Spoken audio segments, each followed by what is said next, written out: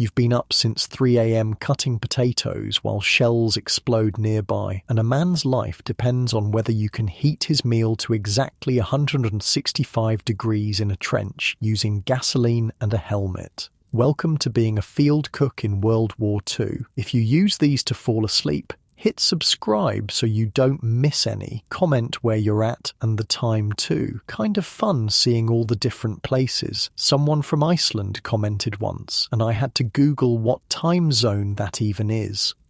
Okay, tonight it's World War II field cooking, but before we go anywhere, get cozy, like actually cozy. Pillows good? Blanket situation handled? Perfect, trust me on this one.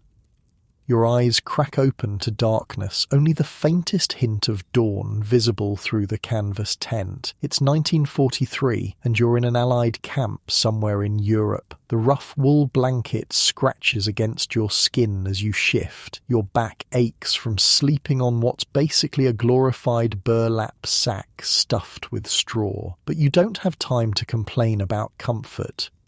The sudden blast of a whistle jolts you fully awake. 4 in the goddamn morning. Again, you'd think being a cook would get you better hours than the infantry, but no. In the field, cooks are up first, to bed last. Rise and shine, cookie, the mess sergeant's voice booms through the tent. 200 hungry boys need breakfast in 2 hours.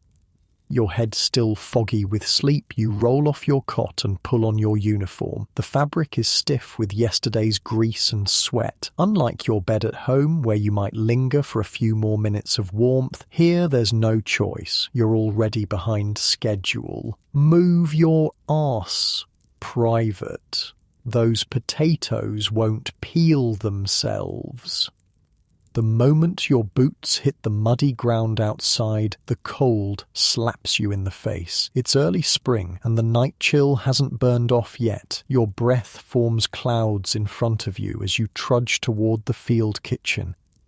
The Gulashkanona goulash cannon, as everyone calls it, looms in the pre-dawn gloom. It's a massive field kitchen on wheels, with its tall chimney sticking up like the barrel of artillery, hence the nickname. The Germans invented it, but every army has their version now. This mobile kitchen is your domain, your weapon in the war. As you approach, you can see the mess sergeant already has the fires going. Smoke billows from the chimney, and the smell of burning wood mixes with the damp morning air. What you wouldn't give for a cup of coffee right now, but you know the rule: cooks eat last. Get on those potatoes, rookie, the sergeant barks, pointing to several massive burlap sacks. 200 pounds. I want 'em peeled and diced in 45 minutes. 200 pounds. Your shoulders slump. You grab a small paring knife the army never gives cooks proper equipment and drag the first sack over. Plunging your hands into the cold, dirt-covered potatoes, you get to work. You think that's bad? The sergeant laughs, noticing your expression. Back in North Africa, we had to peel potatoes with our bayonets while standing in a sandstorm. Sand got everywhere. Boys were crunching their way through breakfast for days. You're pretty sure he's exaggerating, but you don't dare say so. Instead, you focus on finding a rhythm. Grab potato, scrape, turn, scrape, slice, toss into the water bucket. Repeat. Your hands quickly grow numb from the cold water. Hey, you know why they made me a cook? Asks a skinny private working beside you. Without waiting for an answer, he continues, I told him I worked at my uncle's restaurant back home. Total lie. I just didn't want to be in the infantry. Now I'm wondering if maybe getting shot at would be better than this. You snort. At least we get to sleep indoors most nights. Yeah. But we still die, he says, suddenly serious. Remember Thompson? His field kitchen took a direct hit last month. They found his ladle before they found his body. A shiver runs down your spine that has nothing to do with the morning chill. Despite being technically non-combat personnel, field cooks aren't exactly safe. The massive smoking kitchens make perfect targets. The enemy knows that destroying food hurts morale faster than anything. Less talking, more peeling, the sergeant shouts. By the time you finish the potatoes, your fingers are cut in a dozen places, stinging from potato juice and bleeding into the water, but there's no time to bandage them. Next come the onions, 50 pounds of them. Your eyes burn and water as you chop, the knife now slippery with a mixture of onion juice and your own blood. "Welcome to war, kid," mutters an older cook as he passes by. "The only difference between us and the infantry is they know who's trying to kill them." The sun is barely up when the sergeant orders you to start the porridge. Massive cauldrons hang over wood fires and you pour in oats, water, salt and a small amount of precious sugar. The heat from the fires is welcome against the morning chill, but it's also oppressive. Sweat begins to soak through your uniform, mixing with the grease and food stains already there. "Stir constantly," the sergeant instructs. "If it burns, you'll be eating it alone for a week."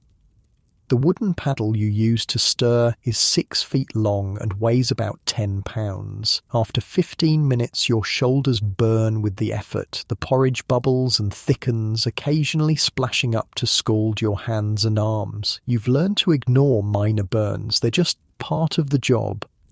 "Oh shit," says another cook suddenly, peering into one of the supply crates. "The bacon's gone off."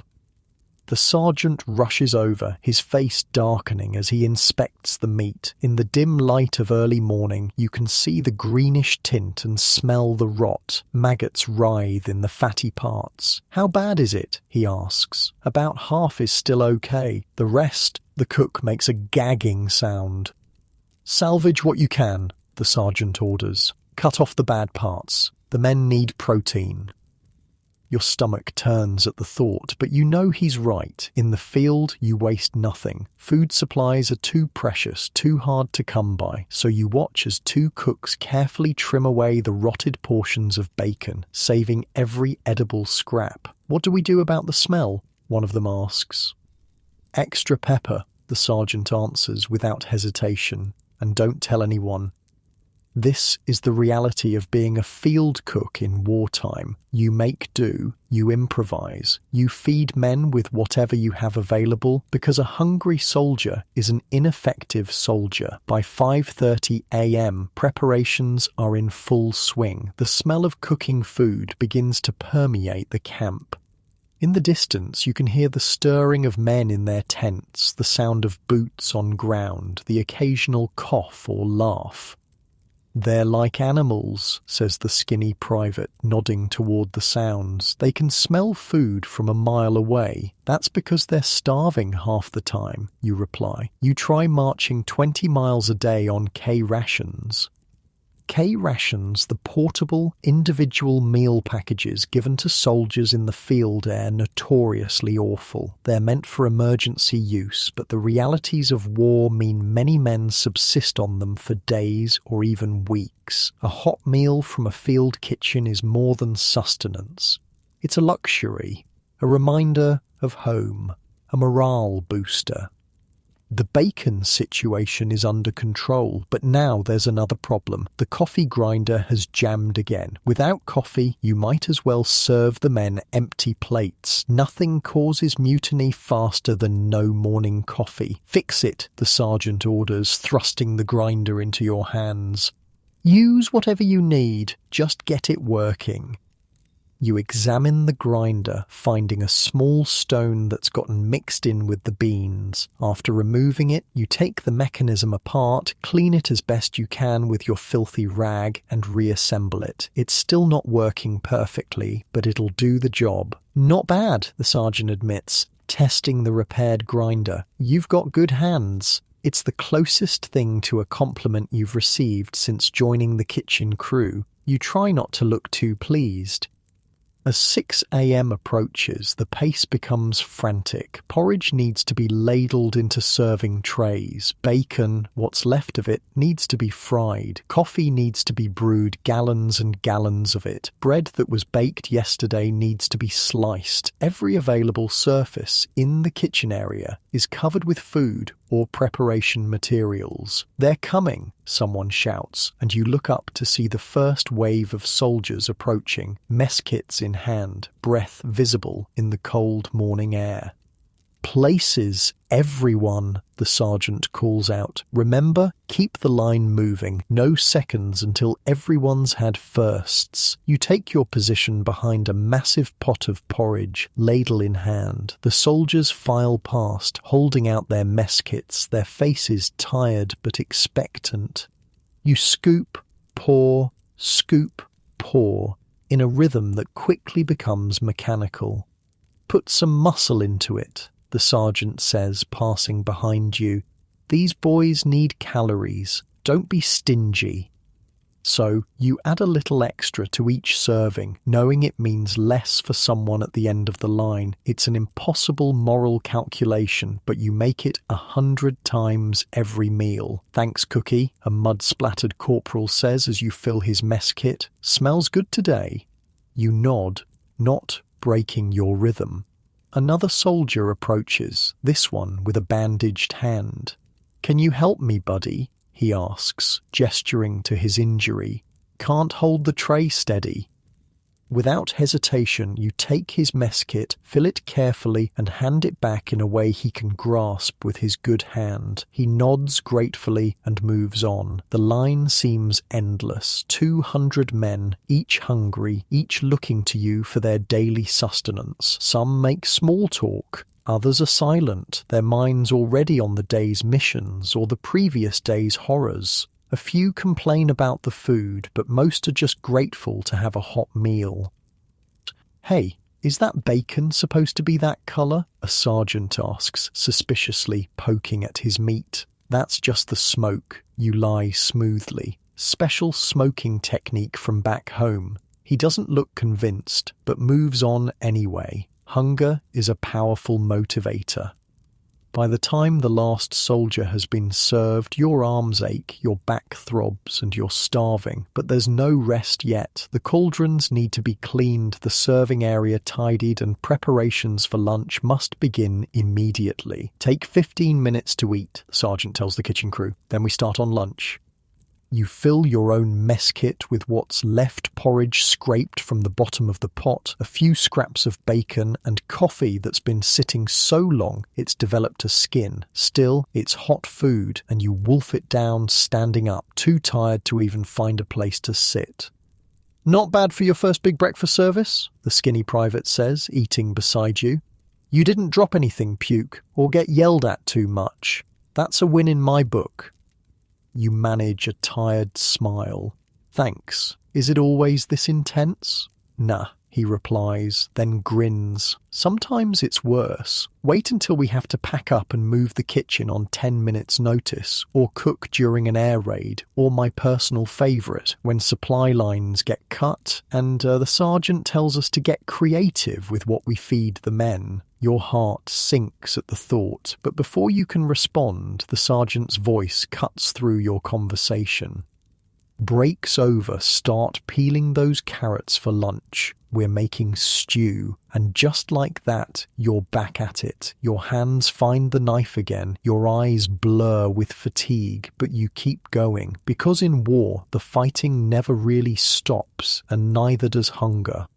As you work, you think about the men you just fed. In a few hours, some of them might be dead, but for a brief moment this morning, you gave them comfort, a hot meal, a taste of normality in the insanity of war. It's not much in the grand scheme of things, but today, it's your contribution to the war effort. The goulash cannone fires roar as you prepare for the next meal. 200 men, 3 meals a day. Day after day after day until the war ends or you do.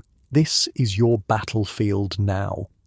And it's only 7 a.m. Your day as a field cook has just begun. The kitchen operates like a machine, with every cook serving a specific function. You quickly learn that efficiency isn't just about speed, it's about survival. The faster you prepare the food, the less time you're exposed and vulnerable. The more organized you are, the less fuel you waste. In war, even cooking becomes a tactical operation.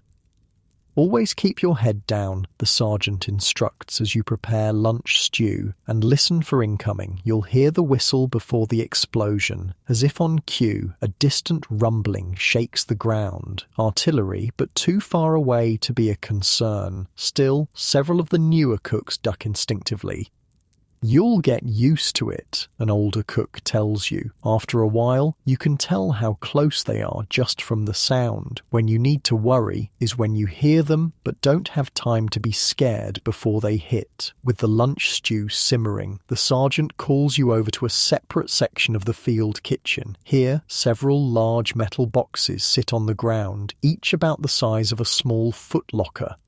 "These," he says, patting one of the boxes, "are your new best friends, Mermite containers. We use them to transport hot food to positions too dangerous or remote for the men to come to us." He opens one to show you the design. Inside are several compartments separated by insulated walls. You can put hot stew in one section, bread in another, dessert in the third. Keeps everything at temperature for hours. When the fighting is too heavy for the men to break for meals, we send these out instead.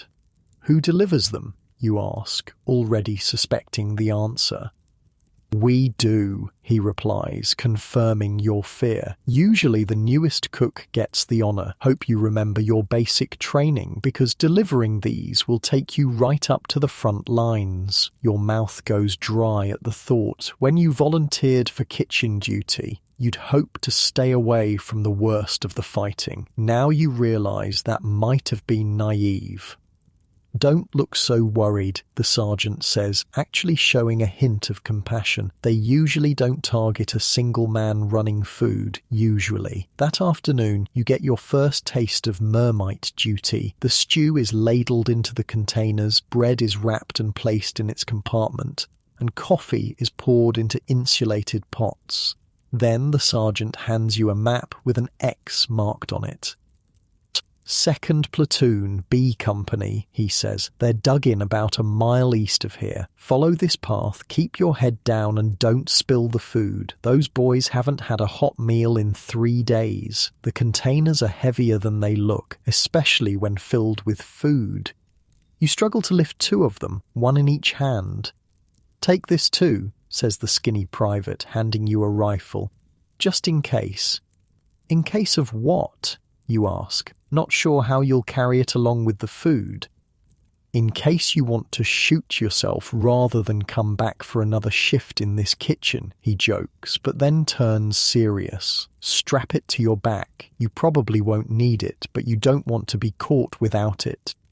With the mermites weighing down your arms and the rifle awkward on your back, you set off. The well-worn path leads through a wooded area, offering some cover. As you walk, the sounds of the camp fade behind you, replaced by an eerie quiet occasionally broken by distant gunfire. Your heart races. With each step, every shadow could be an enemy soldier. Every sound could be a sniper taking aim. The weight of the containers makes your progress slow, and your arms begin to tremble with the effort. After what feels like hours but is probably only 20 minutes, you hear voices ahead, American voices. Relief washes over you as you approach a series of foxholes and makeshift barriers where soldiers are positioned. "Food's here," someone calls out when they spot you, and suddenly you're surrounded by grateful men. "About damn time," says a lieutenant, but there's no real anger in his voice. "What have you got for us, Cookie?" "Beef stew," you reply, setting down the containers with shaking arms. "And bread. Coffee too." "Real beef?" asks a private skeptically. You think about the tough, stringy meat you helped prepare that morning, officially labelled as beef but of highly questionable origin. "Army beef," you answer diplomatically. They laugh, understanding perfectly what that means. As they open the containers and the smell of hot food wafts out, you see the change in their faces. Exhaustion gives way to pleasure, if only momentarily. Some close their eyes as they take their first bite, savouring the simple comfort of a warm meal. You don't know what this means, buddy, a sergeant tells you as he collects portions for the men who can't leave their positions. We've been eating cold K rations since Tuesday. You watch as they eat, struck by how something so basic food you might have complained about in civilian life can bring such joy in these circumstances. Despite the danger of your delivery mission, despite your exhaustion, you feel a strange sense of pride. Better get back before it gets dark, the lieutenant advises, handing you the empty containers. And thanks, really. The walk back is just as tense, but faster without the weight of the food. When you arrive at the field kitchen, the sergeant merely nods, which you've learned is his version of high praise. "Good job not dying," the skinny private says cheerfully. "Now help me with dinner prep. We're trying to make something edible out of powdered eggs and canned ham."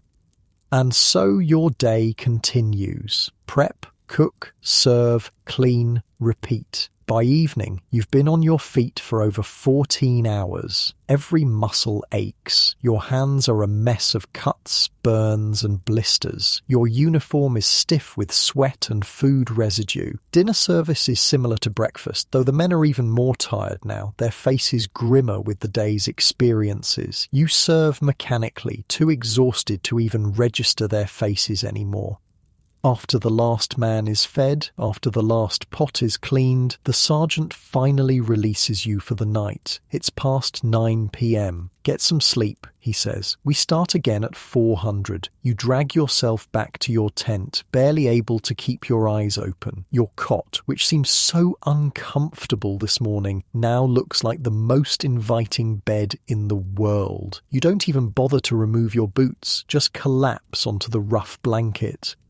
As you drift off to sleep, images from the day flash through your mind. The mountains of potatoes, the rotting bacon, the grateful faces of the men at the front line. In your last moments of consciousness, a strange thought occurs to you. Perhaps being a field cook isn't so different from being a combat soldier after all. Your weapons might be ladles instead of rifles. Your battles fought against time and scarcity rather than enemy soldiers, but the stakes feel just as high. A man's survival might not depend on how well you can shoot, but it absolutely depends on whether you can feed him. Tomorrow will bring another day of the same challenges, another day of improvising, of making do, of turning meagre supplies into meals that keep an army going. Another day of burns and cuts and back-breaking labour. Another day of wondering if this is the time your kitchen will be targeted.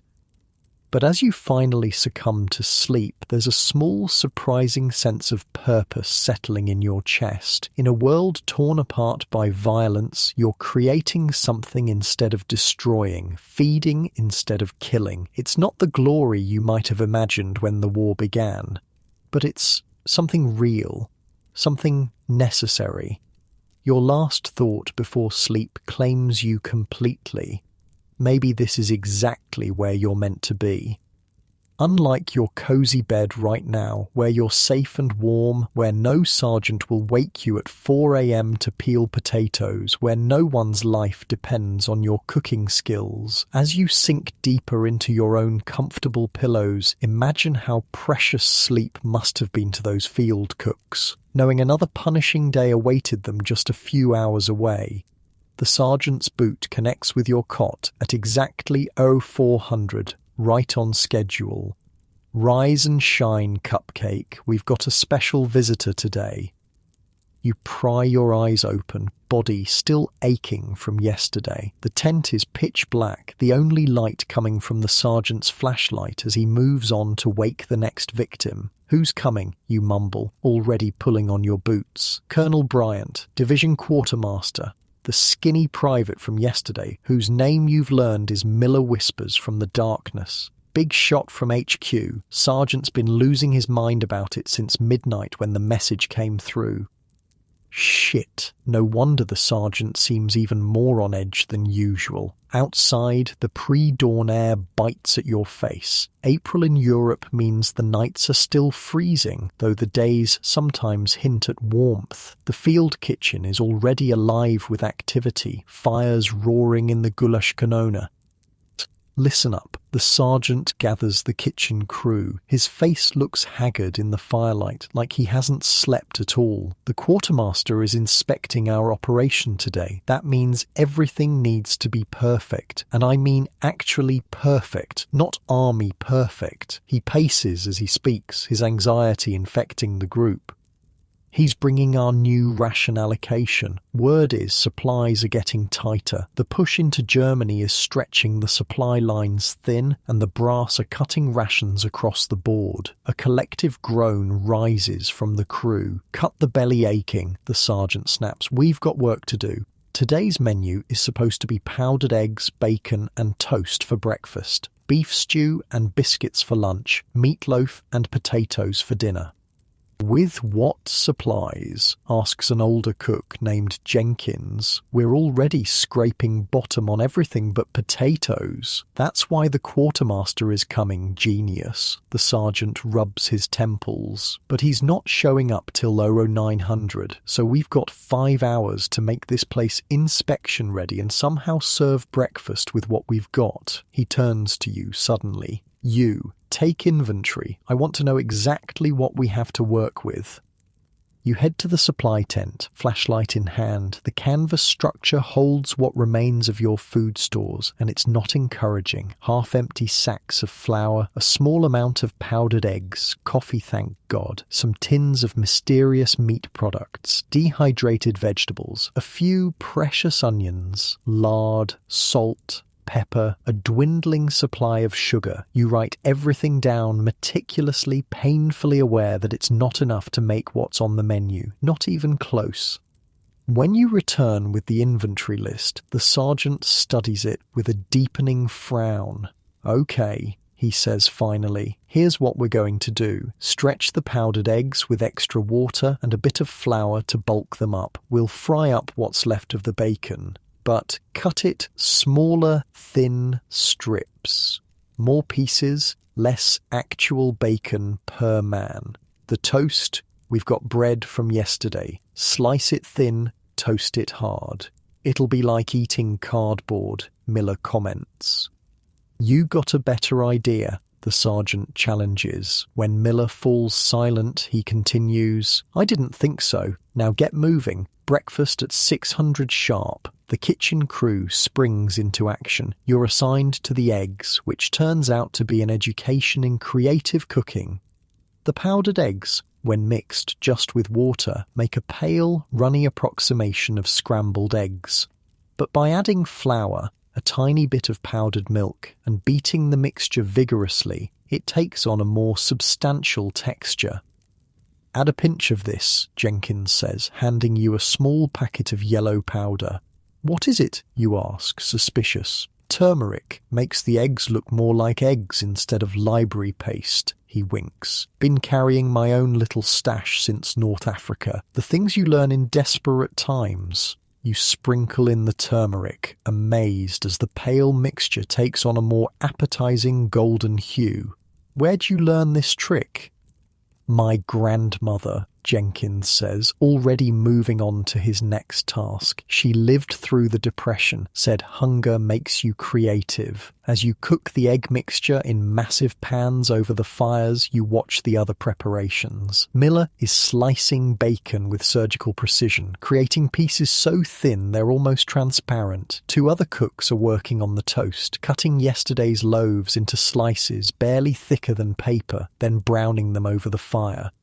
They're burning the toast on purpose, Miller tells you when he notices your puzzled expression. Charred toast tastes better than stale bread, plus the black hides the spots of mold. Your stomach turns at this information, but you keep cooking. In war, food safety becomes flexible.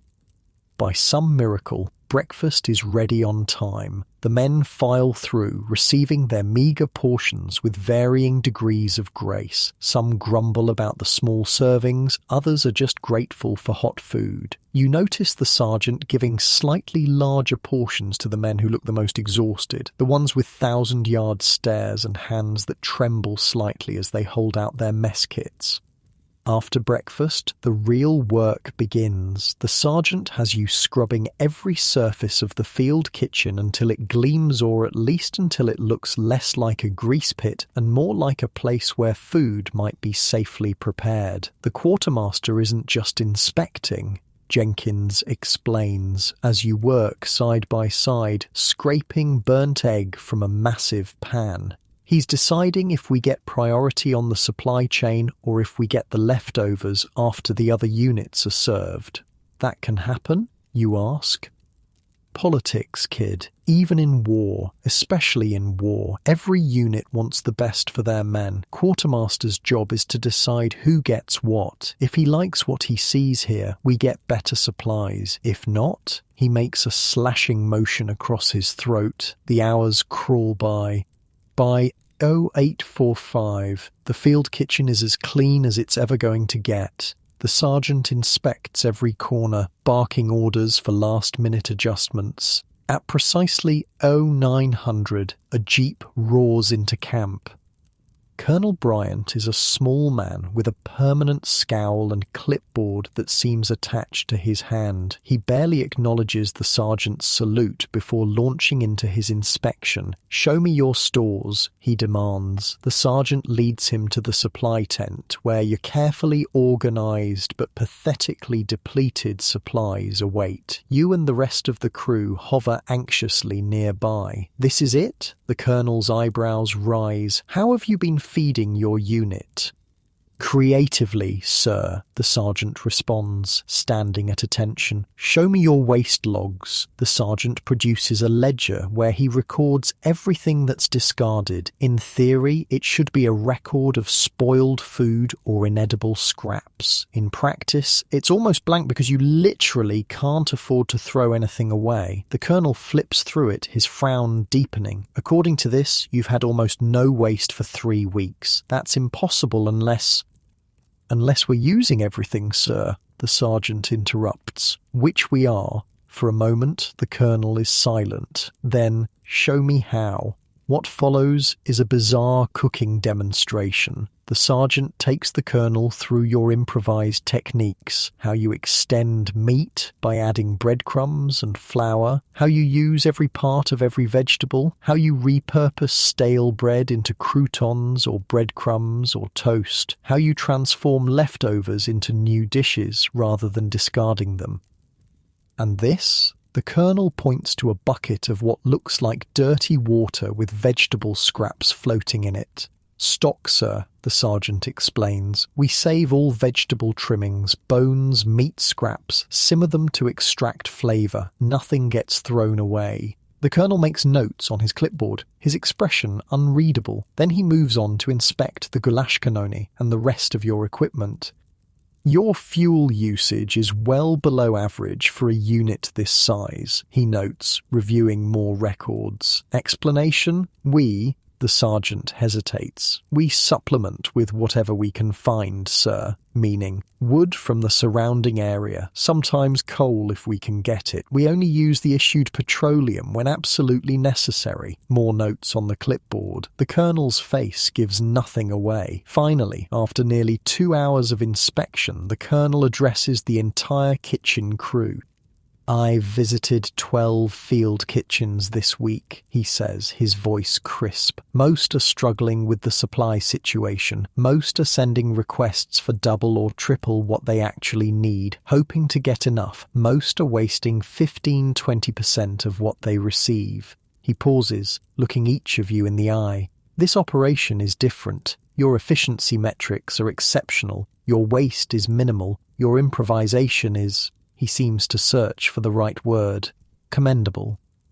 The sergeant stands a little straighter. "I'm authorizing a special supply drop for your unit," the colonel continues. "Not because you need more than others, but because you've proven you'll make the most of it." Relief washes over the crew. The colonel hands the sergeant a packet of papers. These are your new ration cards and allocation. There's also something else in their training materials, new techniques for preservation and preparation that we've been developing. I want you to implement them and report back on their effectiveness. Yes, sir, the sergeant says, accepting the packet like it's made of gold. One more thing, the colonel adds. I'm assigning your unit to train other kitchen crews in your methods. Sergeant, select 2 of your men to create a demonstration program. Starting next week, you'll receive visitors from other units. With that, he returns to his jeep and is gone in a cloud of dust, leaving behind a stunned kitchen crew. Holy shit, Miller breathes once the colonel is out of earshot. Did we just get promoted? More like additional duties, Jenkins mutters, but he's smiling. The sergeant is already tearing into the packet, reviewing the new allocation. His eyebrows rise higher with each page. We're getting double butter rations, he announces, and canned meat. Real canned meat, not that mystery stuff. Extra coffee too. A cheer goes up from the crew, quickly hushed by the sergeant.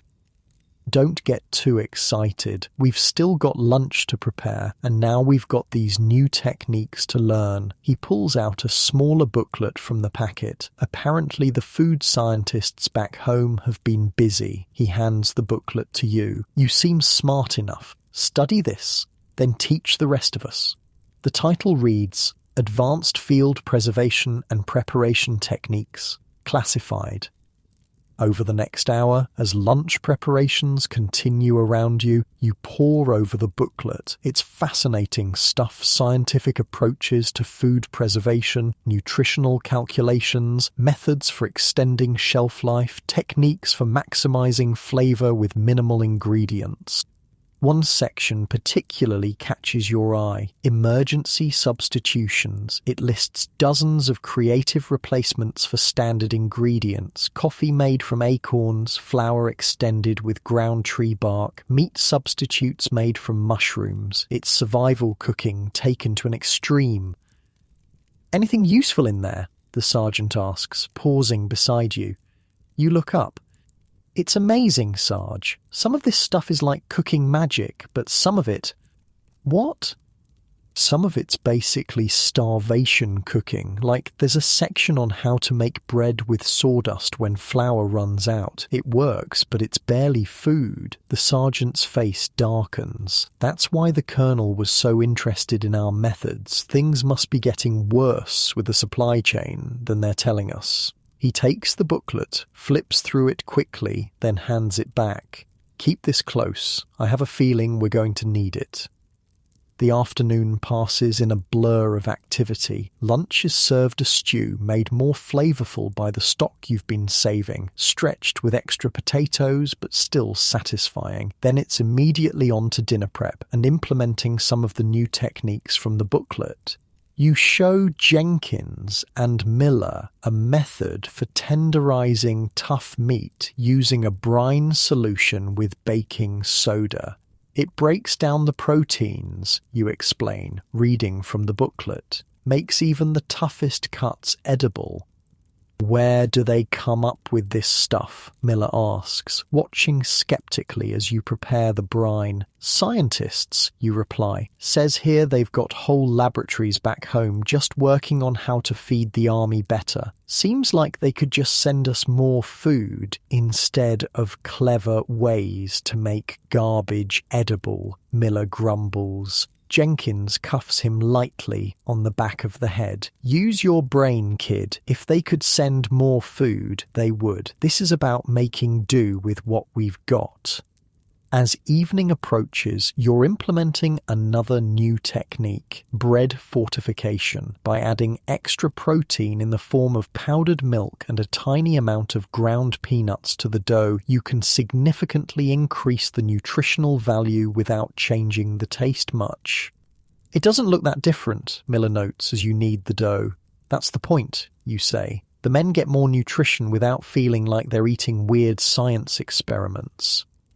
The promised supply drop arrives just before dinner crates of provisions that are quickly unpacked and inventoried. As the sergeant predicted, it's better quality than your usual shipments. Real canned meat, butter, coffee, even a few luxury items like chocolate and canned peaches. Special occasion only, the sergeant says, locking away the chocolate, when the men really need a morale boost. Dinner preparation takes on a festive air with the new supplies. The meatloaf actually contains recognisable meat. The potatoes are mashed with real butter. There's even gravy made from actual drippings rather than just flour and water coloured with coffee. As the men file through for dinner, their reaction is immediate. Eyes widen at the sight of the improved food. Comments of appreciation flow freely. One grizzled staff sergeant actually stops to shake your hand. "Whatever you boys are doing different, keep it up," he says. "Best meal I've had since Paris." That night, as you finally collapse into your cot, exhausted but satisfied, Miller flops down beside you. "So," he says, "you think we can actually pull this off? Teaching other units our methods?" You think about the day's events, the inspection, the new techniques, the improved supplies, the satisfied faces of the men at dinner. "Yeah," you reply, "I think we can." Miller is quiet for a moment.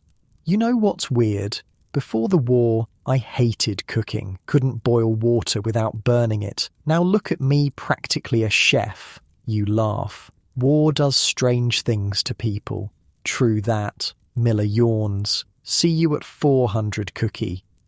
As you drift towards sleep, your mind turns over everything you've learned today, the science behind field cooking, the desperate creativity born of scarcity, the thin line between nutrition and starvation that you walk every day as a field cook. In civilian life, cooking was about pleasure, about taste, about choice. Here, it's about survival. Every calorie counts. Every nutrient matters. A man's fighting strength, his very life depends on what you put in his mess kit. It's a responsibility you never expected to have, but as sleep claims you, you realize it's one you're starting to take pride in. Tomorrow will bring new challenges, new improvisations, new lessons in the brutal arithmetic of feeding an army on dwindling supplies. But tonight, at least, you fed them well.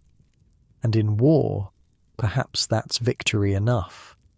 As you drift off in your uncomfortable cot, so different from your comfortable bed right now, you wonder what new cooking challenges tomorrow will bring. But that's for tomorrow. For now, sleep claims you, dreamless and deep. A terrifying whistling sound tears through the air, getting louder by the second. Incoming, your body reacts before your mind does. Diving for the nearest foxhole, you slam into the dirt next to Jenkins as the shell hits somewhere behind the field kitchen. The ground shakes. Dirt rains down. Your ears ring with the explosion. "Son of a bitch," Jenkins mutters, peering over the edge. They hit the latrine.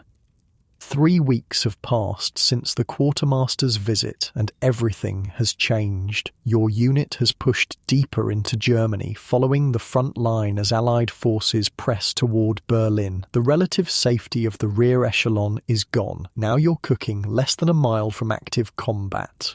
"All clear," the sergeant's voice cuts through the chaos. "Back to work. Those potatoes won't peel themselves."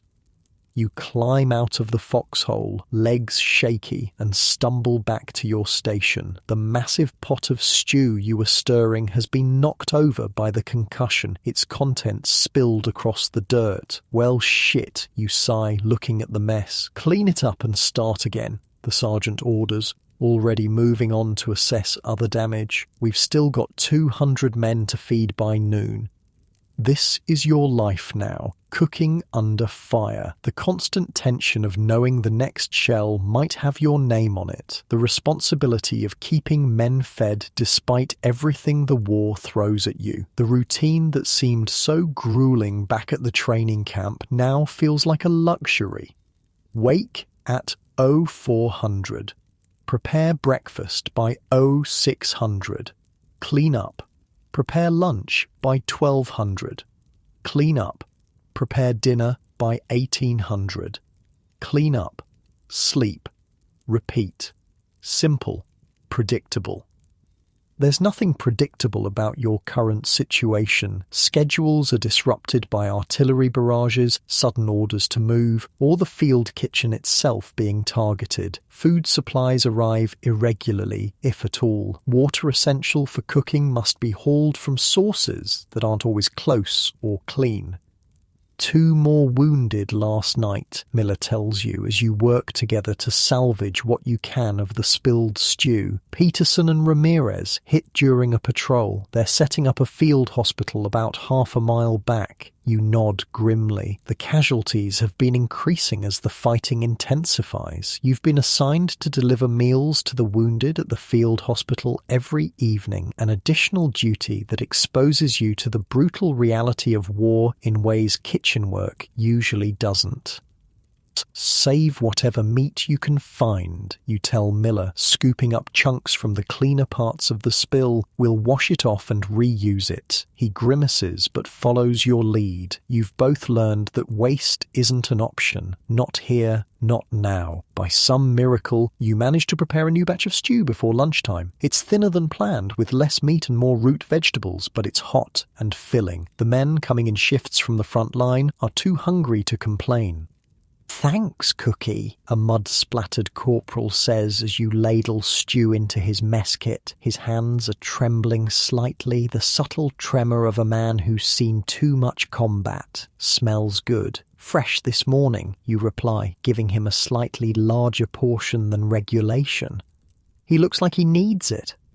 "Bullshit," he says with a tired grin. "Nothing's fresh out here except the graves."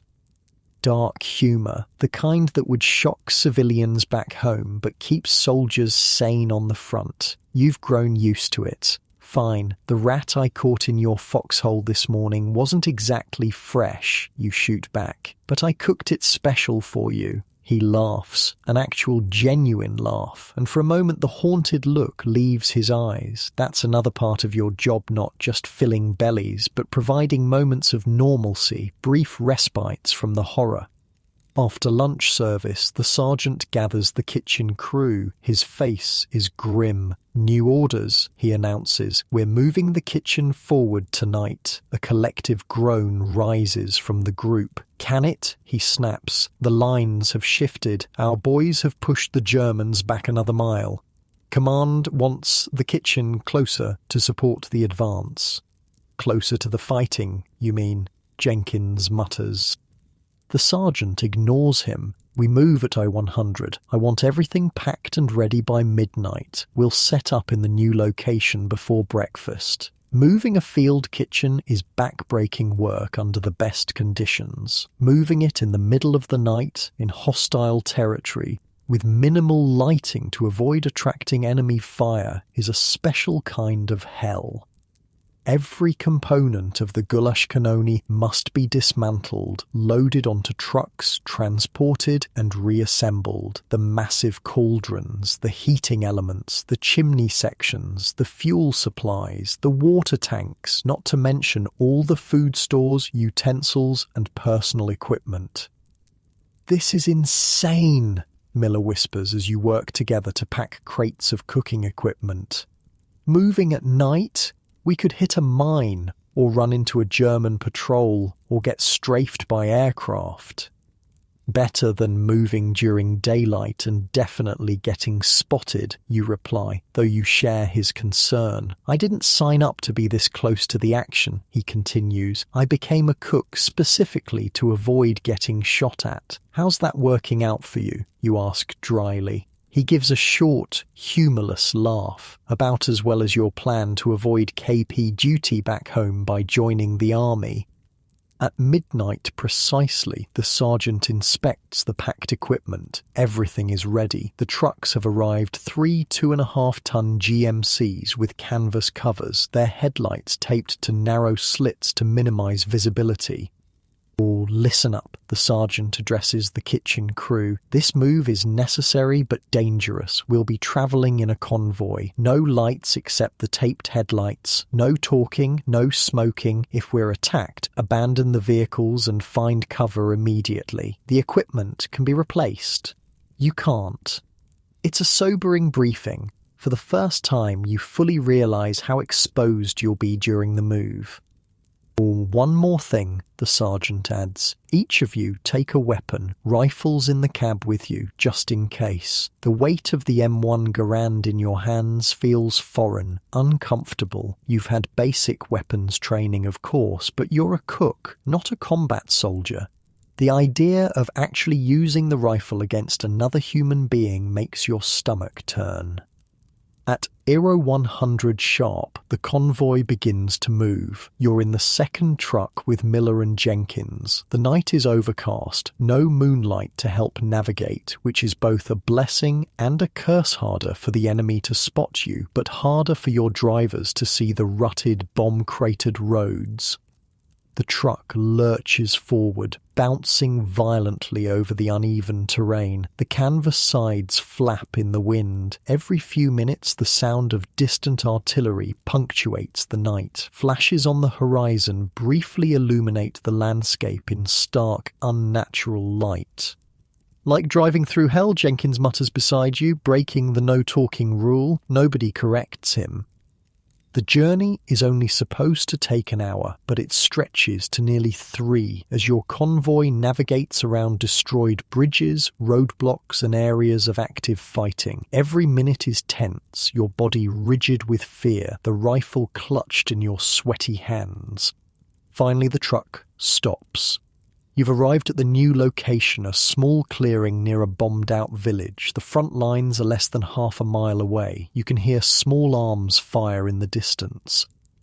"Out and unload," the sergeant orders. "We need to be set up before first light." Exhausted from the journey and lack of sleep, you still have to unpack and reassemble the entire field kitchen. It's grueling work in the pre-dawn darkness, made more challenging by the need to stay quiet and avoid using lights that might attract enemy attention.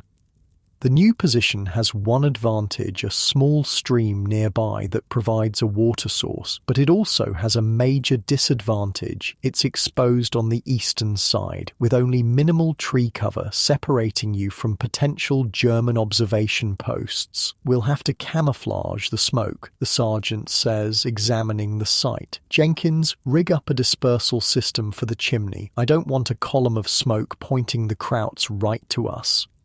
Jenkins nods. He's done this before, creating a system of baffles and covers that spreads the smoke from the cooking fires horizontally rather than letting it rise in a visible column. Dawn breaks as you finish setting up. Everyone is dead on their feet, having been awake for over 24 hours straight. But there's no rest, yet breakfast still needs to be prepared. "Simple meal this morning," the sergeant announces. "Oatmeal, coffee, hardtack. That's it. We don't have time for anything fancy."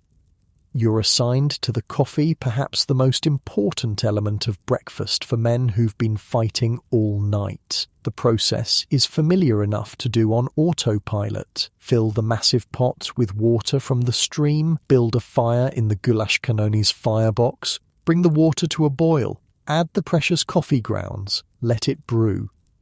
As the water heats, you hear a new sound cutting through the morning air, the distinctive crack of a sniper rifle, followed by the ping of a bullet hitting metal nearby. "Down," the sergeant roars. Everyone drops to the ground. Another shot rings out, this one striking one of the coffee pots, sending a spray of hot water into the air. "They can see us," Jenkins hisses. "Told you this position was too exposed." The sergeant crawls toward the nearest truck, keeping his body low. He returns moments later with a field radio. "Support coming," he says tersely. "Counter-sniper team, but we need to get the camouflage netting up now." For the next 20 minutes, you work in a terrifying game of cat and mouse. Staying low, moving in short bursts, you help string camouflage netting over the field kitchen. Every few minutes, the sniper takes another shot, keeping you pinned down but thankfully not hitting anyone. Finally, a squad from your unit arrives, including 2 snipers with scoped rifles. They immediately take positions at the edge of the clearing, scanning the tree line to the east. "Keep cooking," the squad leader tells you. "We'll handle the kraut." It's surreal, preparing breakfast while a sniper duel unfolds less than 100 yards away. The sharp crack of rifles punctuates the morning as you stir the oatmeal and salvage what's left of the coffee. Your hands shake, but you keep working. The men will be arriving for food soon, hungry after a night of combat. A final shot rings out, followed by a cheer from your unit's snipers. "Got him," the squad leader reports to your sergeant. "You should be clear now, but keep that netting up just in case." Breakfast is served under the camouflage netting, creating a strange, dappled light across the serving area. The men arrive in small groups, dirty and exhausted from overnight operations. Many have the hollow-eyed look of soldiers who've been in constant combat too long. "Sorry about the simple breakfast," you say to one particularly gaunt-looking private as you ladle oatmeal into his mess kit. "We had to move during the night." "Are you kidding?" he replies. "Hot food is hot food. We've been eating cold K rations for days." By mid-morning, the situation has stabilized somewhat. The immediate threat is gone, but the new reality of your position remains. You're now a forward field kitchen directly supporting frontline operations. The danger is constant. "Get some sleep," the sergeant tells the crew after breakfast is cleaned up. 2-hour shifts. I need everyone fresh for lunch prep. You find a spot under one of the trucks, curl up on your bedroll, and fall into an exhausted sleep almost instantly. It feels like only minutes have passed when Miller shakes you awake. "Your shift," he says. "Sergeant wants you on bread duty for lunch."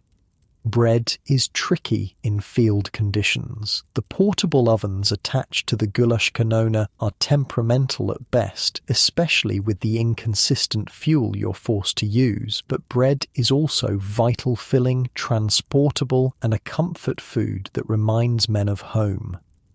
You mix the dough quickly using the fortification techniques from the special manual. Extra protein from powdered milk, a little vegetable oil for fat, just enough sugar to feed the yeast. You've become expert at knowing the exact consistency by feeler skill no recipe can teach.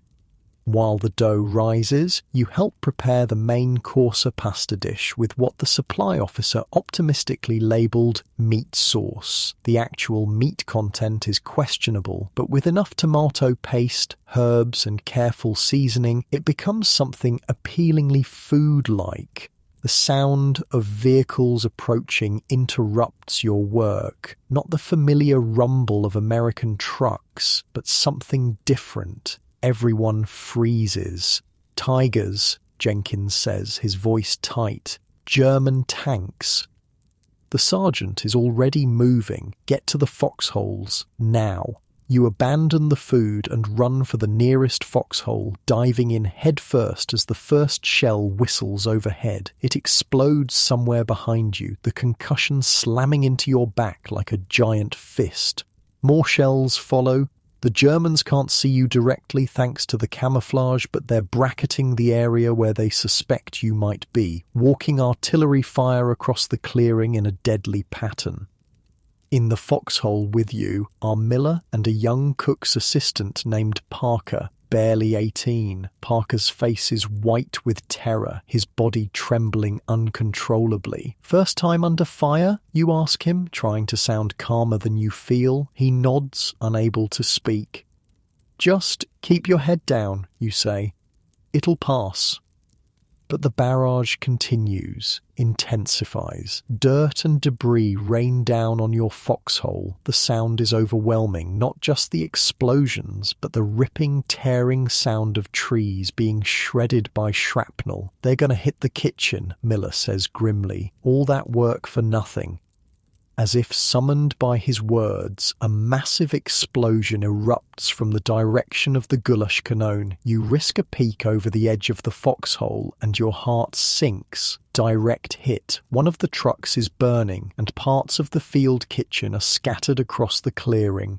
The barrage continues for what feels like hours, but is probably only 20 minutes. When it finally stops, the silence is almost as shocking as the noise was. "Stay down," Miller warns as Parker makes to stand up. They always wait to see if anyone moves, then they start again. Sure enough, after a tense minute of silence, another shell screams in, exploding near where the sergeant's foxhole is located, then nothing. "Testing," Miller explains. "Seeing if they got us all." Another 5 minutes pass before the sergeant's voice rings out. "Sound off by Foxhole 1. 2 here," comes a reply from somewhere to your right. 3 here, Miller shouts, and so it goes, each foxhole reporting in. Miraculously, no one is dead, though several cooks have minor injuries from flying debris. When it's finally safe to emerge, the devastation is clear. One truck is completely destroyed. The goulash canon is damaged, but intact, the sturdy field kitchen having survived worse in its long service. Food and supplies are scattered everywhere, much of it unsalvageable. "Assess and report," the sergeant orders, his own face streaked with dirt and blood from a cut on his forehead. "I need to know what we can still use. The bread dough you were working on is covered in dirt and debris. The pasta is ruined. Most of the prepared food is contaminated by soil, shrapnel, or chemicals from the explosives.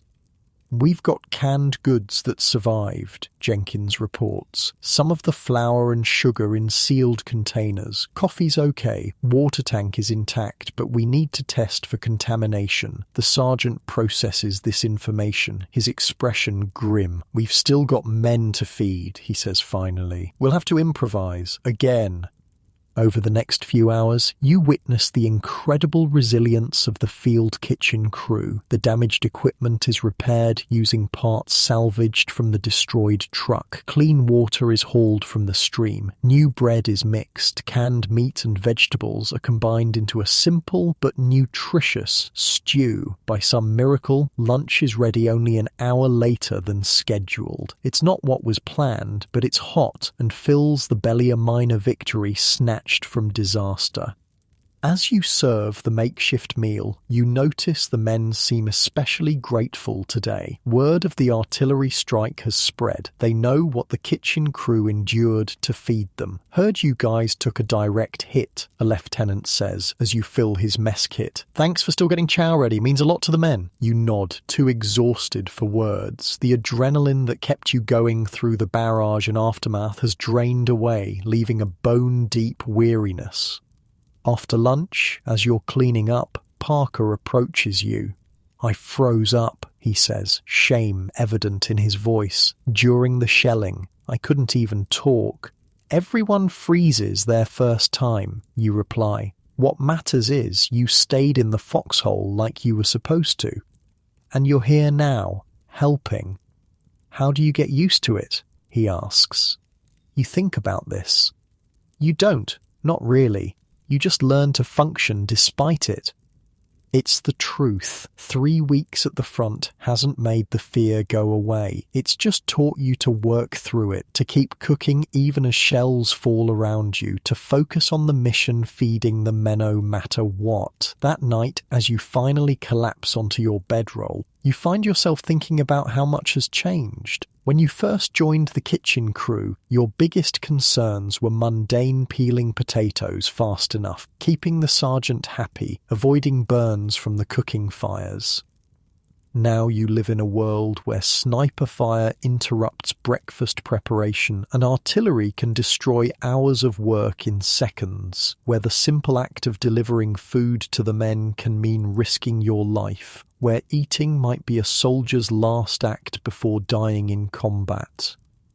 Yet something else has changed too. A bond has formed among the kitchen crew, forged in shared danger and hardship. You're no longer just cooking together, you're surviving together. Every meal served is an act of defiance against the chaos of war. As sleep begins to claim you, you hear Miller's voice from nearby. "Hey," he says softly, "you know what's crazy? I actually miss the days when all we had to worry about was the sergeant yelling about potato peeling." You smile in the darkness. "We'll get back there," you murmur. "Just gotta survive this first." "Yeah," he replies. "One meal at a time. One meal at a time." It's become your mantra, your way of breaking the overwhelming task of war into manageable pieces. Just like the soldiers fight one battle at a time, you fight your war one meal at a time.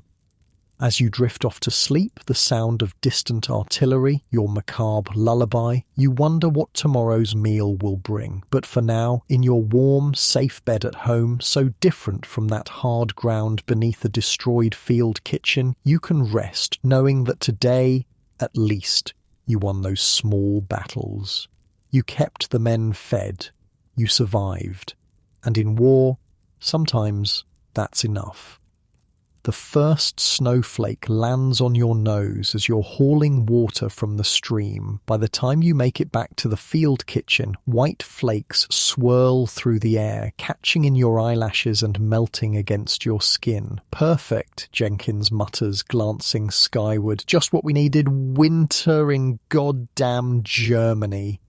It's mid-November 1944. The Allied advance has slowed as supply lines stretch thin and German resistance stiffens. Your unit has been in the same position for nearly 3 weeks, the longest you've stayed anywhere since joining the front lines. Snow means the mud might finally freeze, you point out, trying to find the silver lining. The autumn rains have turned everything into a quagmire, making every task twice as difficult.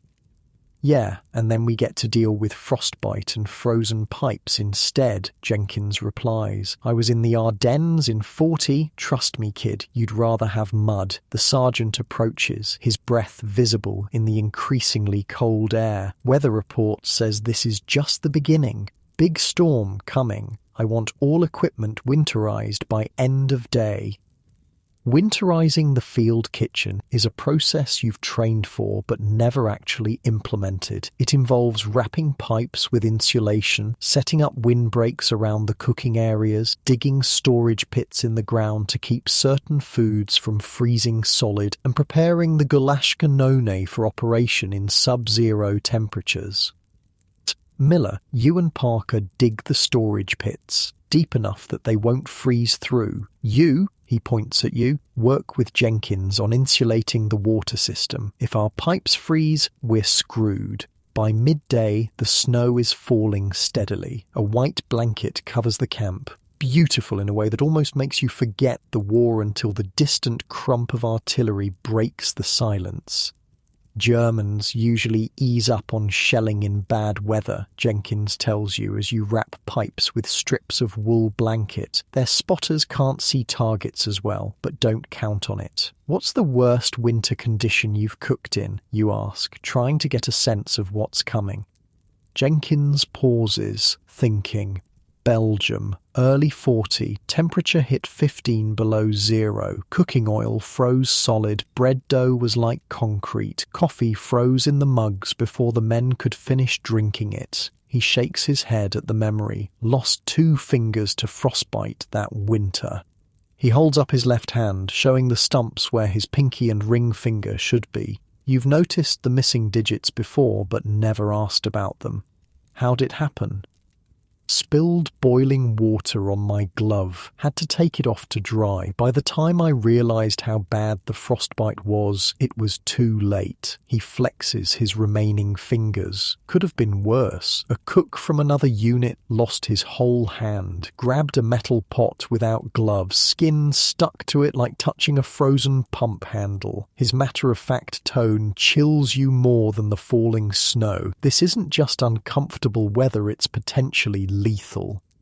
By evening, 3 inches of snow blanket the camp, and the temperature has dropped dramatically. The winterizing is complete, but now you face a new challenge: dinner preparation in freezing conditions. We're switching to one-pot meals whenever possible, the sergeant announces.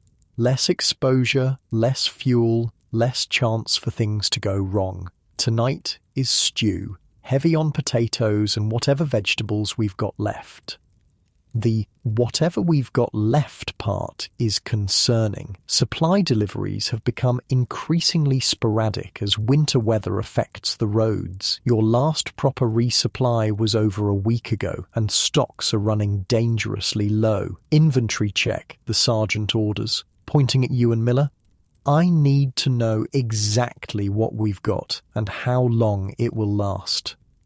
The inventory is grim. Flour for maybe 4 more days of bread, potatoes for 3 days if you stretch them, coffee, the lifeblood of the army, down to enough for just 2 days. Meat is practically non-existent, just a few cans of mystery protein that might be beef or might be worse.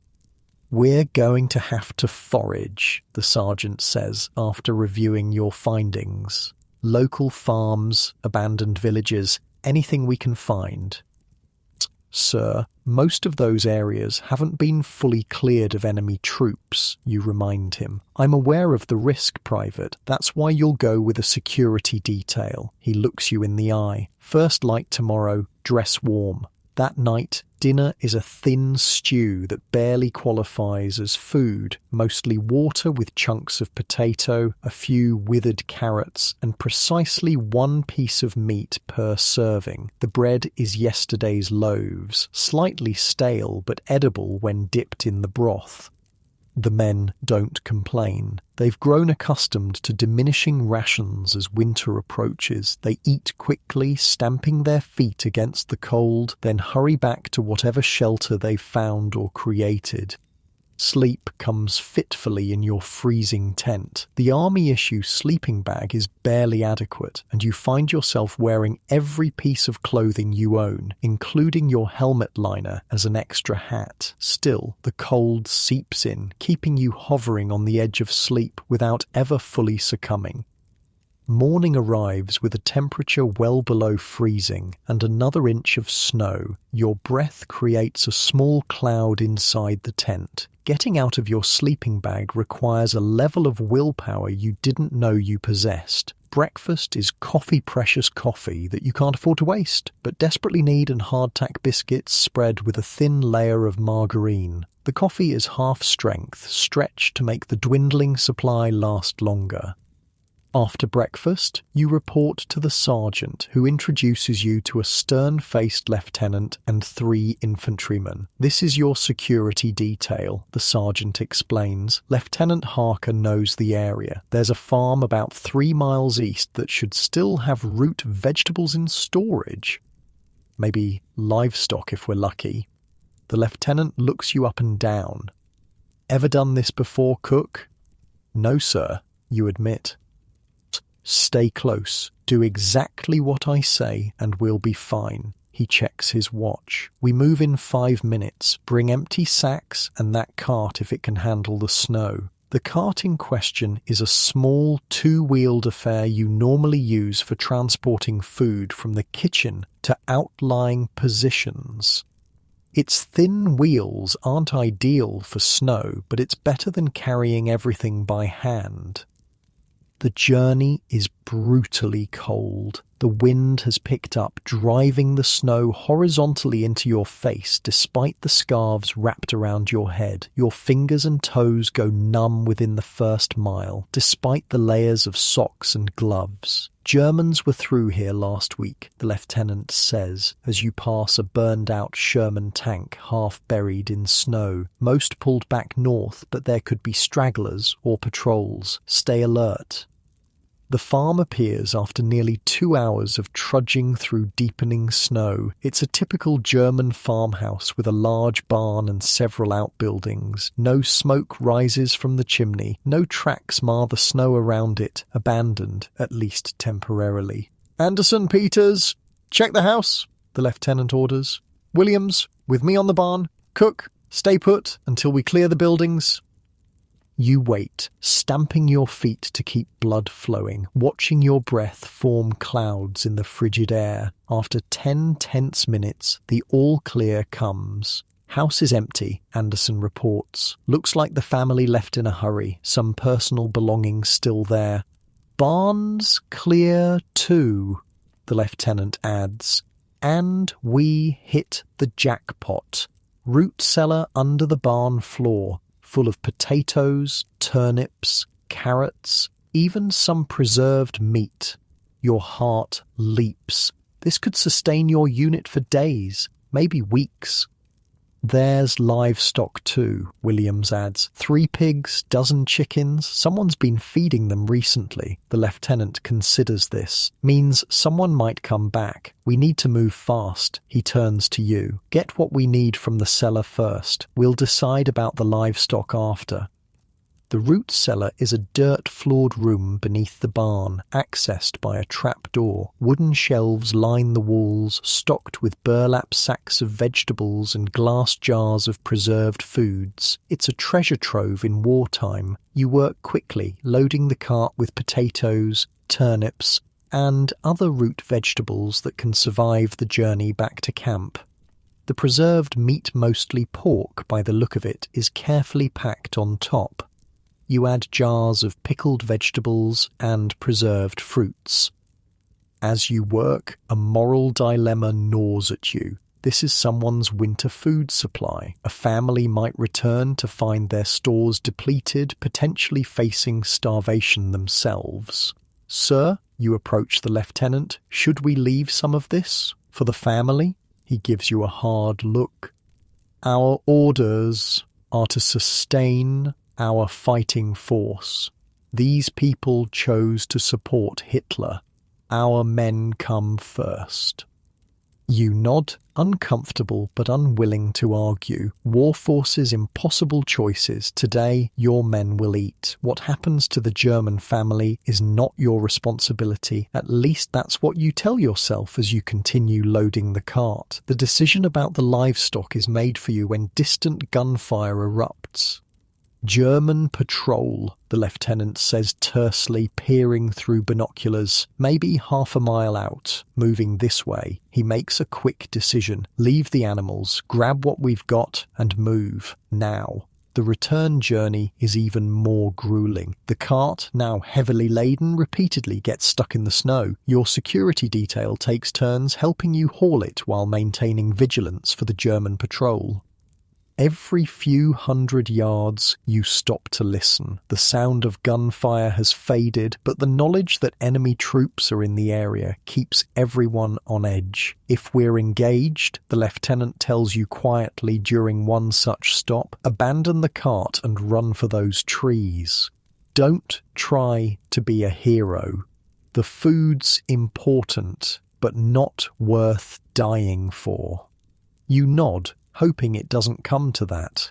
After all you've been through to get these supplies, leaving them behind would feel like a personal failure.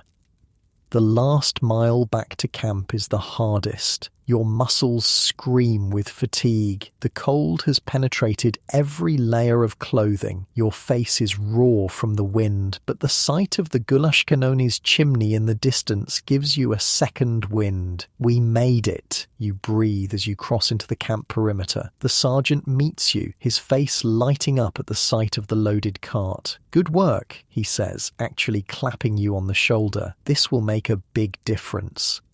That night, dinner is a hearty stew made with the foraged vegetables and preserved pork. There's enough for seconds, even thirds. The men's spirits lift noticeably with the improved meal. Where'd all this come from? Miller asks as he helps you prepare the food. Farm to the east, you reply. Abandoned. Lucky for us, he says, then gives you a knowing look. Not so lucky for whoever lived there. You say nothing, still uncomfortable with the moral compromise, but when you see the faces of the men as they receive their full rations, their evident relief and gratitude, it's easier to justify the decision. The next morning brings fresh challenges. The temperature has dropped even further, and the water pipes have frozen despite your insulation efforts. We need to thaw them without bursting them, Jenkins says, examining the solid ice visible in a section of clear tubing, and we need water for breakfast. We can melt snow, you suggest, looking at the white blanket covering everything. Do you have any idea how much snow you need to melt to get a useful amount of water? Jenkins shakes his head. It takes about 10 gallons of snow to make 1 gallon of water, and it's slow. Nevertheless, with no other option, you begin the laborious process of melting snow in every available container. The heat from the cooking fires helps, but it's painfully inefficient. I've got an idea, Miller says after watching your struggle. He disappears into the supply tent and returns with a large tarp. We spread this out, pile snow on it, and angle it toward containers. The dark colour will absorb sunlight and melt the snow faster. It's clever, and it works somewhat. By combining this method with directly melting snow in pots, you manage to gather enough water for the morning's cooking needs. The frozen pipes prove more challenging. Jenkins fashions a system using heated cloths wrapped around the pipes, gradually thawing them section by section without causing them to burst. It's painstaking work that takes most of the day. This is just the beginning, he tells you as you work together. Winter's barely started. It'll get worse. He's right. Over the next week, conditions deteriorate further. The temperature rarely rises above freezing. Snow falls intermittently, accumulating to nearly a foot in some areas. The ground freezes solid, making it impossible to dig new latrines or storage pits. Cooking becomes an exercise in battling the elements. Bread dough freezes if left exposed for more than a few minutes. Water for cooking must be kept constantly heated, or it turns to ice. The fat in meat solidifies almost instantly when removed from heat. Your hands suffer the worst. Constantly exposed to the alternating extremes of freezing air and boiling pots, the skin cracks and bleeds. Chilblains, painful, inflammatory swellings develop on your fingers. Every movement becomes painful. Petroleum jelly, the sergeant advises, tossing you a small tin. Won't cure it, but helps prevent it from getting worse. Rub it in whenever you can. The petroleum jelly helps somewhat, but nothing truly alleviates the constant discomfort. You notice all the veteran cooks have similar hand-scracked, reddened, scarred from years of this abuse. Fuel becomes another critical concern. The wood you've gathered is often too wet to burn efficiently. Coal is practically non-existent. The specialized fuel for the Gulaschkanone is strictly rationed. We need to be smart about this, the sergeant tells the kitchen crew. One fire, used for multiple purposes. No individual cooking, no heating water just to wash unless absolutely necessary for sanitation. The men begin bringing their own fuel when they come for meals, scraps of wood, pieces of broken equipment, anything that might burn. It's a violation of regulations to burn military property, but the sergeant turns a blind eye. Survival trumps rules. One particularly cold morning, you're struggling to light the main cooking fire with damp wood when Parker approaches. "Try this," he says, handing you a small tin of whitish paste. It's improvised fire starter, mix of candle wax and cotton from medical supplies, works even with wet wood. "Where'd you get it?" you ask, impressed by his ingenuity. "Made it," he shrugs. "My dad taught me. We used to go camping in winter back home." The fire starter works brilliantly. Within minutes you have a strong blaze despite the poor quality wood. It's a small victory, but in winter warfare those small victories keep you alive. Delivering food to outlying positions becomes another life-threatening challenge. The Mermite containers, designed to keep food hot for hours, still lose heat rapidly in sub-zero temperatures. By the time you reach the furthest foxholes, the food is often barely above freezing. "We need to modify the containers," you suggest to the sergeant after one particularly difficult delivery where the men received essentially cold stew. Maybe add an extra layer of insulation or some kind of chemical heat pack. The sergeant considers this. "Let me talk to the engineers. They might have some ideas or materials we can use." The solution, when it comes, is both simple and ingenious. The engineers provide soapstone blocks that can be heated in the cooking fires, then placed in a special compartment added to the bottom of each Mermite container. The stones hold heat for hours, keeping the food warm even on the longest deliveries. It's a small improvement, but the gratitude on the faces of the men receiving properly hot food in their frozen foxholes makes every difficult journey worthwhile. As December arrives, another enemy joins the cold. Disease. Respiratory infections spread rapidly through the camp. Men weakened by cold, exhaustion, and less than ideal nutrition fall prey to bronchitis, pneumonia, and other ailments. The field hospital, already busy with combat casualties, fills with coughing, feverish soldiers. Special dietary requirements for the sick add another layer of complexity to your cooking duties. They need liquid nutrition, the medical officer explains, providing a list of modifications: broths, thinned porridge, hot drinks with high sugar content for energy. Despite the challenges, or perhaps because of them, the kitchen crew grows closer. You share techniques for keeping warm. Take turns at the most exposed positions, watch for signs of frostbite on each other. What began as a collection of individuals thrown together by war has become something like a family. One night, as you all huddle around the dying cooking fire before turning in, Miller raises a tin cup of the day's last coffee. "To making it through another day," he says, "and to all of us crazy bastards who chose to be cooks instead of infantry. To warm food and cold nights," Jenkins adds. "To surviving winter," you contribute, raising your own cup. The coffee is weak, the night is freezing, and tomorrow will bring the same challenges all over again. But in this moment, there's a sense of camaraderie that makes it all somewhat bearable. As you eventually crawl into your sleeping bag, adding your coat as an extra layer against the brutal cold, you think about how different your perception of winter has become. Before the war, winter meant Christmas, snow days, the beauty of freshly fallen snow.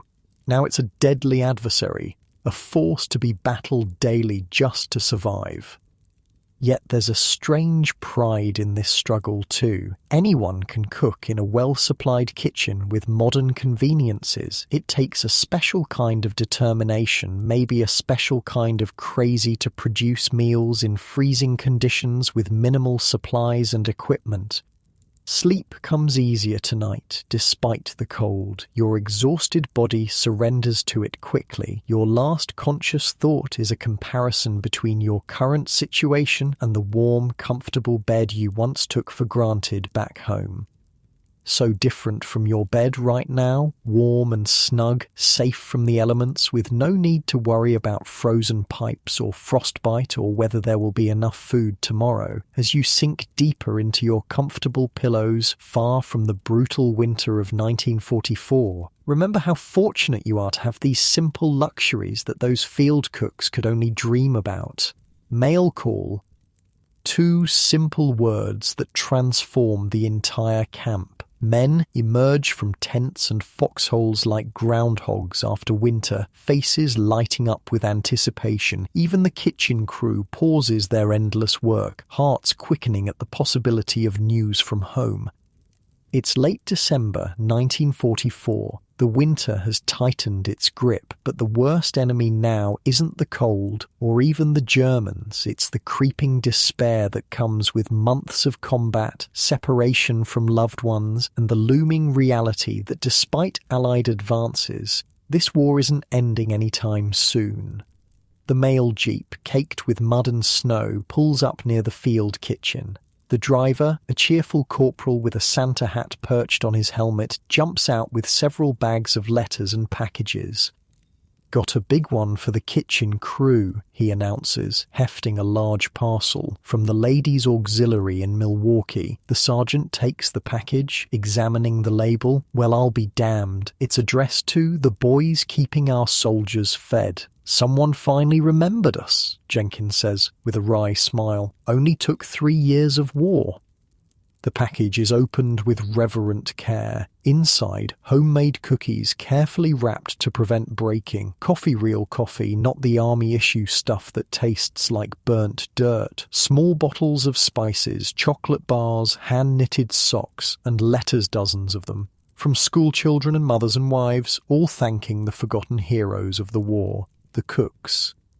"Dear brave army cooks," the sergeant reads aloud from one letter, his voice gruff with suppressed emotion. "My son writes that the only thing keeping him going some days is a hot meal. Thank you for taking care of my boy when I cannot." A strange silence falls over the kitchen crew. Recognition, genuine gratitude is something none of you are accustomed to receiving. "Well," the sergeant says finally, clearing his throat, "let's put this stuff to good use. Christmas is coming. Time to start planning something special. Christmas." The word hits differently here, thousands of miles from home, in the middle of war. For most men, it will be their 2nd or 3rd Christmas overseas. The homesickness, always present, becomes acute during holidays, a pain as real as any physical wound. "What can we possibly do that's special?" Miller asks. "We barely have enough for regular meals." The sergeant looks at the care package, then at the food store's meagre, but recently supplemented by another foraging expedition to abandoned farms. "We get creative," he says, "just like always. But this time we're not just feeding bodies, we're feeding souls." Over the next few days, alongside regular meals, the kitchen crew begins secret preparations for a Christmas feast. Every member contributes ideas from their own family traditions. "My mum always made these potato pancakes," Miller explains, sketching the recipe from memory. Latkes. Jewish tradition. But everyone loved them. "We had ham," Jenkins offers, "glazed with brown sugar and pineapple, though I don't suppose we'll find a ham out here." "My family did tamales," Parker says, "corn husks filled with mesa and meat, steamed. My grandmother would start making them days before Christmas. You share your own tradition. Apple pie. My mother would use dried apples when fresh weren't available." The sergeant listens to all these ideas, nodding thoughtfully. "We'll take elements from each, create something new, something that represents all of us." Planning the Christmas meal becomes a welcome distraction from the grim realities of winter warfare. In stolen moments between regular duties, you experiment with recipes adapted to available ingredients. The spices from the care package prove invaluable: cinnamon, nutmeg, and cloves that can transform army rations into something resembling festive food. The sergeant arranges a special supply drop, calling in favors from contacts at division headquarters. It arrives 3 days before Christmas. A small amount of ham, real butter, canned yams, even some dried fruit. "Don't ask how I got it," he tells the awestruck kitchen crew. "Just make it count." News of the planned Christmas feast spreads through the unit. Men who had been withdrawn, battling the dangerous combination of cold, fear, and despair, suddenly have something to look forward to. The change in atmosphere is palpable. "One hot meal isn't going to win the war," Jenkins comments as you work together on bread dough infused with cinnamon and the precious raisins from the care package. "No," you agree, "but it might help some of these guys remember what they're fighting for." 2 days before Christmas, tragedy strikes. A German artillery barrage hits the adjacent company area. Casualties are high. The field hospital overflows with wounded. The mood, which had briefly lifted with the promise of Christmas, plummets. "Should we cancel the feast?" Miller asks the sergeant privately. "Doesn't seem right to celebrate with so many men down." The sergeant considers this, then shakes his head firmly. "We need it now more than ever, but we make an addition to the plan. We serve the wounded first in the field hospital. Special trays, best portions, show them they're not forgotten."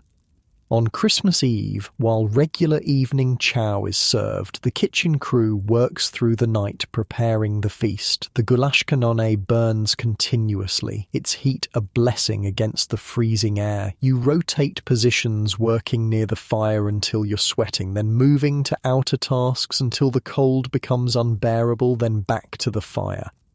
The ham is carefully portioned to ensure every man gets at least a small taste. The canned yams are mashed with butter and the last of the sugar, then topped with crumbled cookies from the care package to simulate the candied sweet potatoes of home. Miller's potato pancakes take shape, though without enough oil to properly fry them. They're more like seasoned potato patties. Still, the familiar scent brings a smile to his face.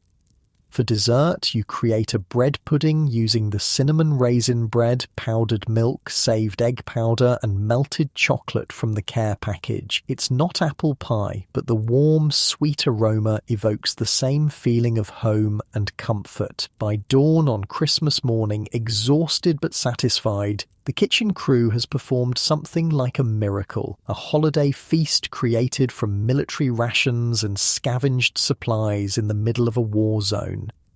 "Get 2 hours sleep," the sergeant orders. "Then we start serving. Hospital first, then the lines." Those 2 hours of sleep are dreamless and deep despite the uncomfortable conditions. When you wake, it's to the sound of Christmas carols being sung somewhere in the camp-off key, but heartfelt.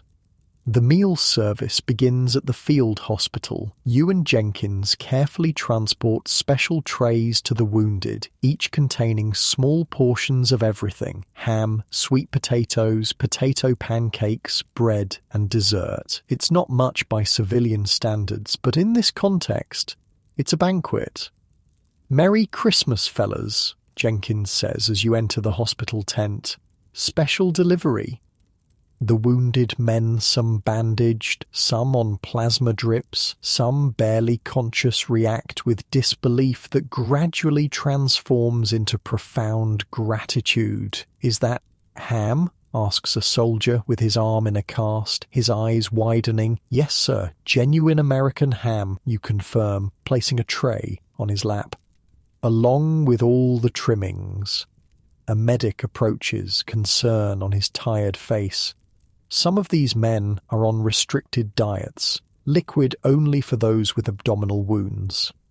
"Got that covered," you say, producing several containers of specially prepared broth, the ham cooking liquid, enhanced with pureed vegetables and strained to a smooth consistency. All the flavour, none of the solids. The medic's expression softens. "You guys thought of everything." Moving from bed to bed, you serve each wounded soldier. Some are too injured to respond beyond a nod or faint smile. Others express their thanks verbally, sometimes with colourful language that makes you grin.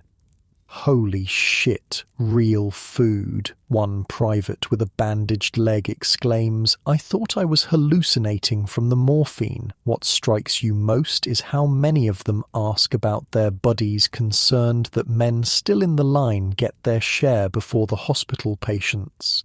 That selflessness, that brotherhood, is something civilians back home might never fully understand.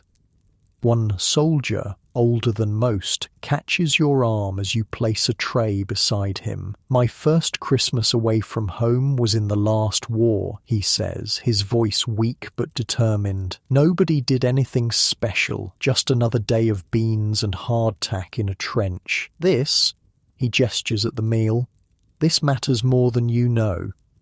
By the time you finish at the hospital, the main serving line is set up back at the field kitchen. Word has spread and men arrive early, forming a line that stretches through the camp despite the bitter cold. The sergeant has arranged for each man to receive his feast in stages, moving through a line with different stations for each component of the meal. This creates a sense of abundance, the illusion of choice and plenty in a situation defined by scarcity and necessity. You man the dessert station, serving your bread pudding with a drizzle of the last precious maple syrup found in the care package. The expressions on the men's faces as they receive this unexpected treat are worth every hour of sleep lost in its preparation. "Tastes like my mum's," one young private says, closing his eyes as he takes a bite. "How'd you do that?" "Magic," you reply with a wink. "And cinnamon. Lots of cinnamon." As the day progresses, the mood in the camp transforms. Men linger after eating, talking and laughing instead of hurrying back to their positions. Some share treats from their own care packages from home. A few produce instruments, a harmonica, a small accordion, a makeshift drum, and music joins the celebration. The German artillery, as if honouring some unspoken Christmas truce, remains silent for the day. The skies clear and weak winter sunlight breaks through, glittering on the snow nature's own Christmas decoration. By evening, when the last man has been served and the kitchen crew finally sits down to their own meal, there's a sense of achievement that transcends the usual satisfaction of a duty completed. "To the best damn kitchen crew in the European theatre," the sergeant toasts, raising a cup of the good coffee from the care package. "You performed a miracle today." "Wasn't a miracle," Jenkins corrects him. "Just good cooking under impossible conditions. Our specialty." You eat slowly, savouring flavours that have become rare luxuries: salt, fat, sweetness. The conversation flows easily, the shared accomplishment creating a warmth that has nothing to do with the nearby fire. "Think they'll remember this?" Parker asks during a lull in the talk. "The men, I mean, when they go home after the war, think they'll remember one Christmas meal in the middle of nowhere?" Jenkins considers this. "They might not remember what they ate, but they'll remember how it made them feel. Like someone gave a damn, like they weren't just anonymous bodies being fed enough to keep fighting." He shrugs. "That's what matters."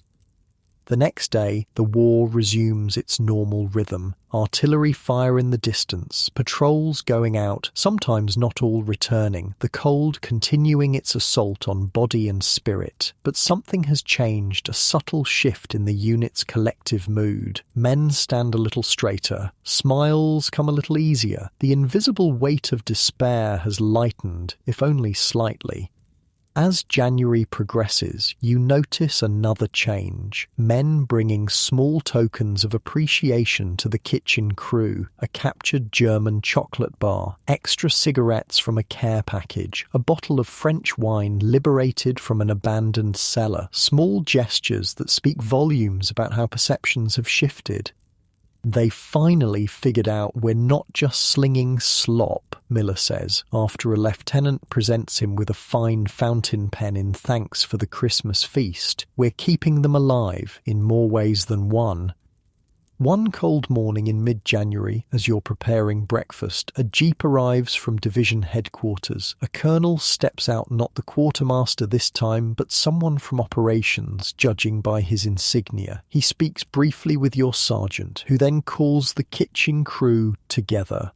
"New orders," the sergeant announces. "The front is moving again. We're pushing into Germany proper. Our unit moves out tomorrow morning."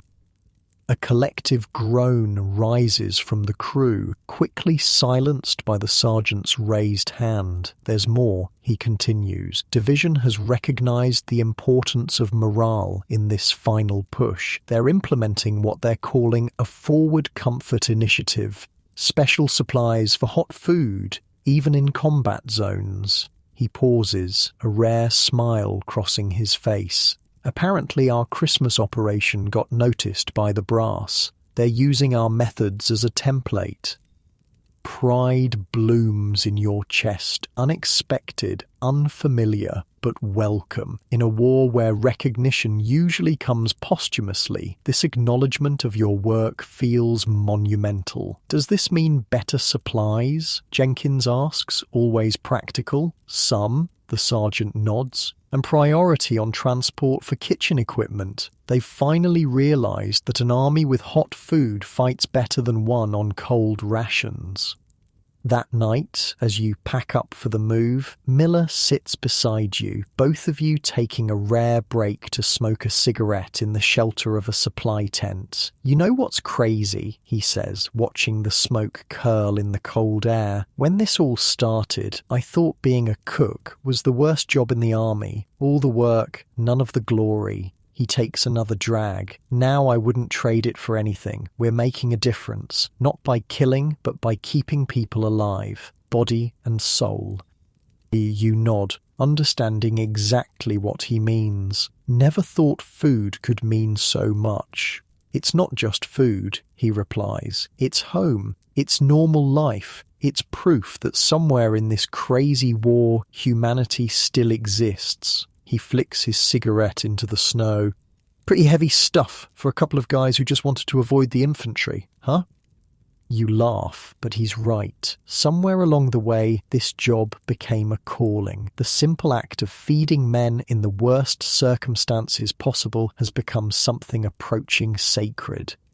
As you settle into your sleeping bag for the last night in this position, you reflect on the journey so far, from the basic training kitchen with its mountains of potatoes to the frontline goulash cannone under artillery fire, from cooking by rote to creating meals that sustain not just bodies, but spirits.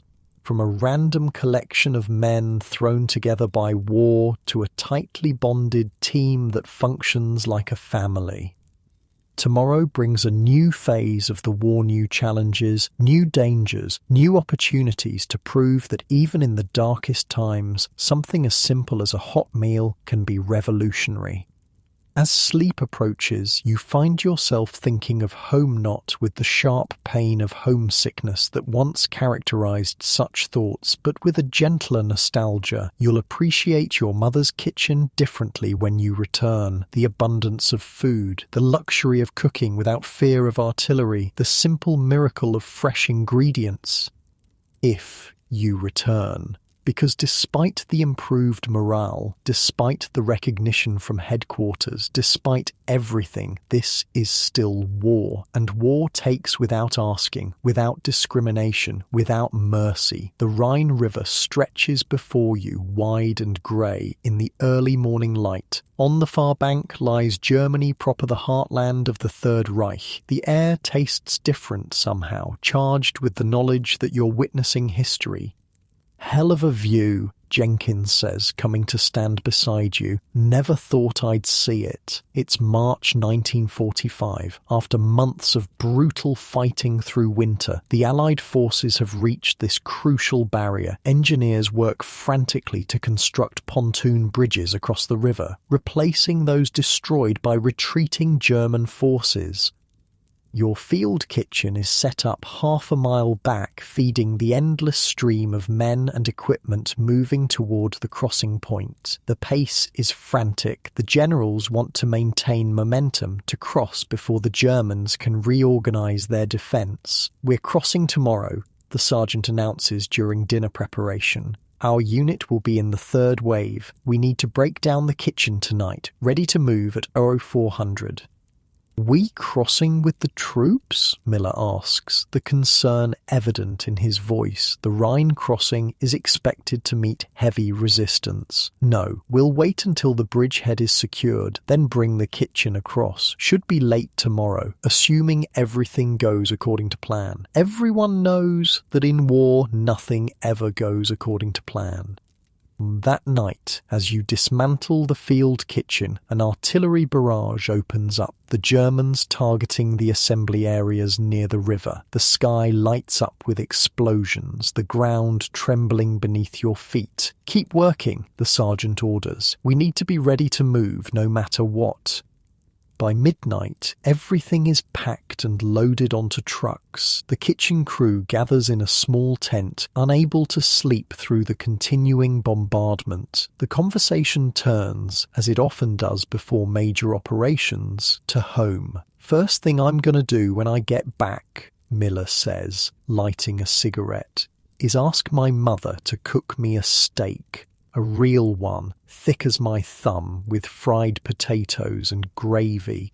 Beer," Jenkins contributes. "A cold beer that wasn't brewed in someone's helmet." "Hot bath," Parker adds. "Gonna soak until my skin wrinkles up like a raisin." "What about you?" Miller asks, turning to you. You consider the question. After all you've experienced, the simple pleasures of home seem almost unimaginable. "Sleep," you finally answer, "in a real bed with clean sheets for about a week straight." They laugh, but it's a laugh of understanding. Sleep, real, safe, comfortable sleep has become the most precious commodity in your world. At 0400, the sergeant rouses everyone. "Change of plans," he announces. "The crossing has been delayed. German resistance is heavier than expected." Through the morning, you watch as more artillery is brought up, as bombers fly overhead toward German positions, as the methodical machinery of war adjusts to the unexpected obstacle. Your kitchen remains packed, ready to move, which means you're limited to cold rations and hastily boiled coffee for the waiting troops. "They need hot food," the sergeant says, watching the men huddled in foxholes and behind vehicles, some having been in position for over 24 hours now. "We can't set up the full kitchen, but we need to do something." "What about the emergency setup?" you suggest. "The one from the manual?" The emergency field kitchen setup is designed for exactly this situation, a stripped-down version using minimal equipment that can be quickly assembled and disassembled. You've practiced it during training but never implemented it in the field. The sergeant considers this, then nods. "Do it. Use the small truck as a windbreak. Keep everything low profile." With Jenkins and Miller, you quickly unpack the essential components: a small smokeless stove, 2 medium cooking pots, basic utensils, and the lightweight insulated food containers. The setup is designed to produce 1 hot item soup, stew, or porridge in quantity. "What can we make with what we've got unpacked?" the sergeant asks. You assess the readily available supplies: canned meat, dried beans, some root vegetables, flour, salt, and a few precious spices saved from the Christmas care package. Bean and meat stew, you decide. Filling, high protein, can be stretched with flour to thicken it. "We can have it ready in 2 hours.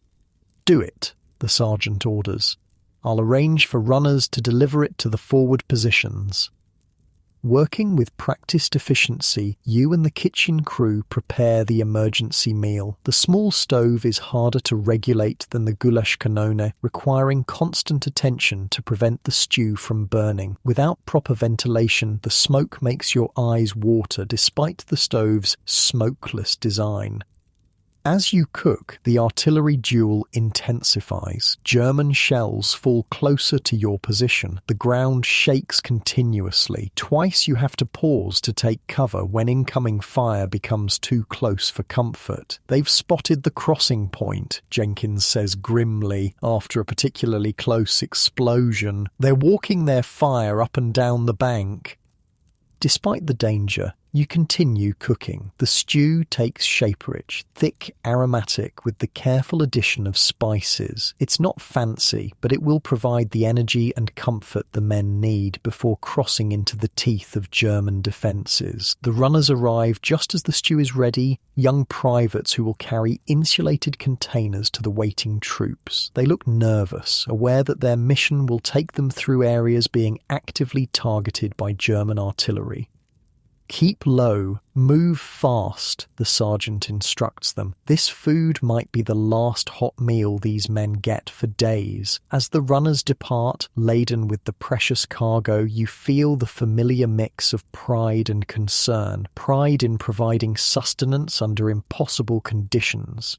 Concern for the men who will risk their lives to deliver it, and for those who wait to receive it. Now we wait, the sergeant says, and stay ready to move.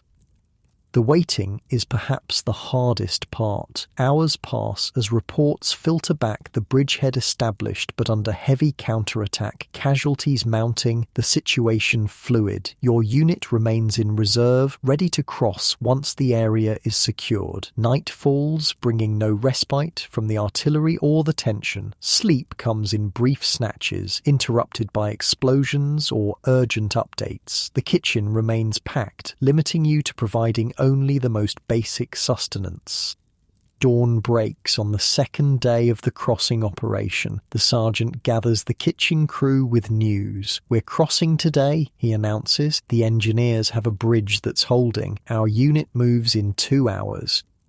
The crossing itself is a nightmare etched into your memory forever. The pontoon bridge sways under the weight of vehicles. German artillery continues to target the area, shells splashing into the water perilously close to the structure. Luftwaffe planes appear suddenly, strafing the exposed crossing before Allied fighters drive them off. Your truck, loaded with the precious kitchen equipment, inches across the bridge, surrounded by infantry, tanks, and other support vehicles. Everyone is exposed, vulnerable. The driver white-knuckles the steering wheel, eyes fixed forward, ignoring the chaos around him with almost supernatural focus. "Don't look down," Miller mutters beside you in the cab. "Just don't look down." Of course, you immediately look down at the dark water churning below, at the bodies floating downstream, at the partially submerged vehicles from previous failed crossing attempts. The war has never felt more immediate, more terrifying than in this moment of perfect vulnerability. An explosion rocks the bridge 50 yards ahead. A truck is hit, flames erupting from its canvas cover. Men jump or are thrown into the water. "Keep moving," someone shouts. "Clear the bridge."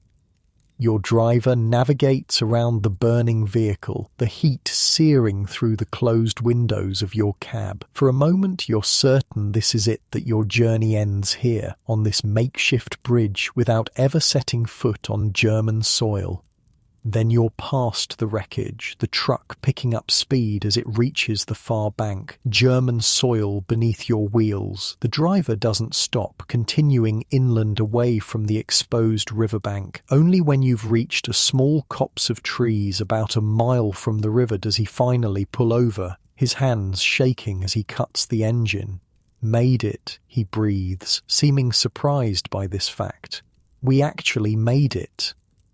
The rest of the kitchen crew arrives in stages, the sergeant in a jeep, Jenkins and Parker in another truck, the remaining equipment in a third. By some miracle, everything and everyone has made it across intact. "Set up here," the sergeant orders once everyone has arrived. The line companies are moving forward, but they'll need resupply by evening. "I want hot food ready." The routine of setting up the field kitchen provides a welcome distraction from the lingering terror of the crossing. The familiar tasks ground you in the present, unloading equipment, assembling the goulash cannone, organizing supplies, starting fires. By mid-afternoon, the kitchen is operational, a small miracle of logistics and determination.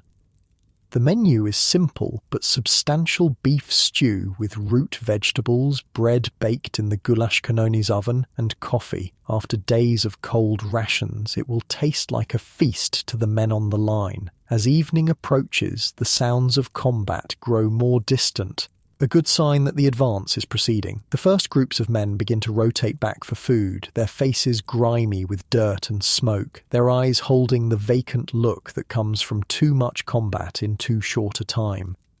"How's it going up there?" you ask a sergeant from one of the line companies as you serve him. "We're pushing them back," he replies, his voice hoarse from shouting orders. "But they're making us pay for every inch. Snipers, booby traps, the works." He looks down at the steaming food in his mess kit. "This is the first time I've stopped moving since we crossed. Thanks."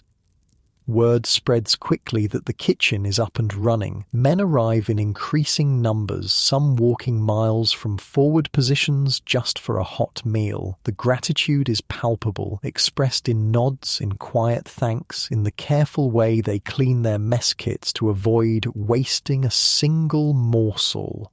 That night, as the kitchen crew finally sits down to their own meal, the sergeant shares the latest news.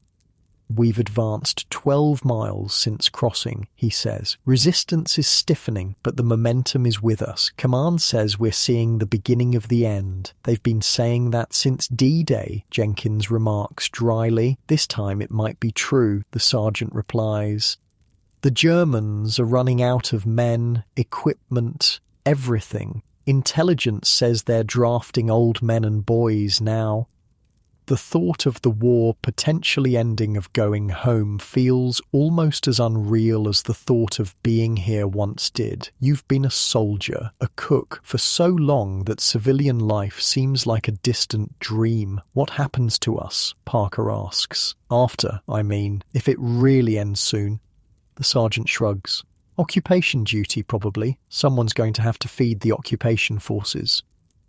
The conversation turns to the future, to plans and hopes long suppressed by the immediate demands of survival. It's cautious talk. No one wants to tempt fate by being too optimistic, but it's the first time such discussions have felt anything but futile fantasy. The next morning brings new orders. The front has moved again, pushing deeper into Germany. Your unit needs to follow, maintaining the critical supply line. "Pack up," the sergeant orders. "We move in 1 hour." And so it goes, day after day, week after week. The field kitchen becomes a mobile operation, setting up for a day or two before moving forward again. The advance is steady now, the German resistance increasingly disorganized, though still sporadically fierce.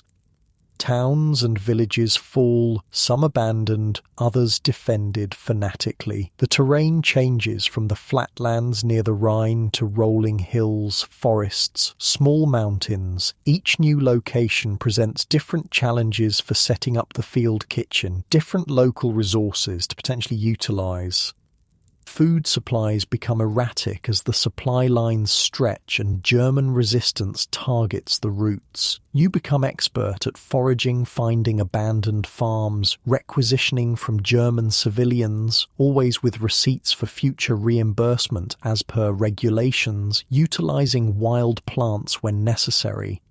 "Never thought I'd be cooking dandelion greens and nettles," Miller comments, as you prepare a soup using these foraged ingredients to supplement the dwindling meat ration. "My mother would be horrified." "Your mother never had to feed an army on the move with no supply convoy for 3 days, Jenkins replies. "You use what you've got."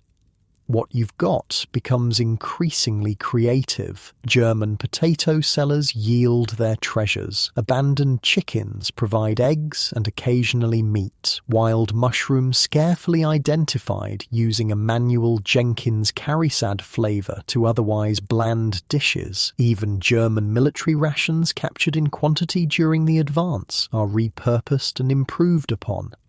In mid-April, your unit pauses outside a small German town that has offered token resistance before surrendering. The spring weather has turned surprisingly warm, a welcome change after the brutal winter. As you set up the kitchen in a meadow blooming with early flowers, news arrives that transforms everything. President Roosevelt has died.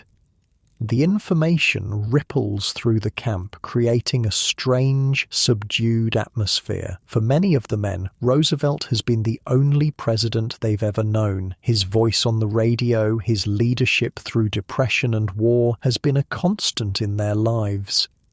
"We'll need to do something," the sergeant says quietly.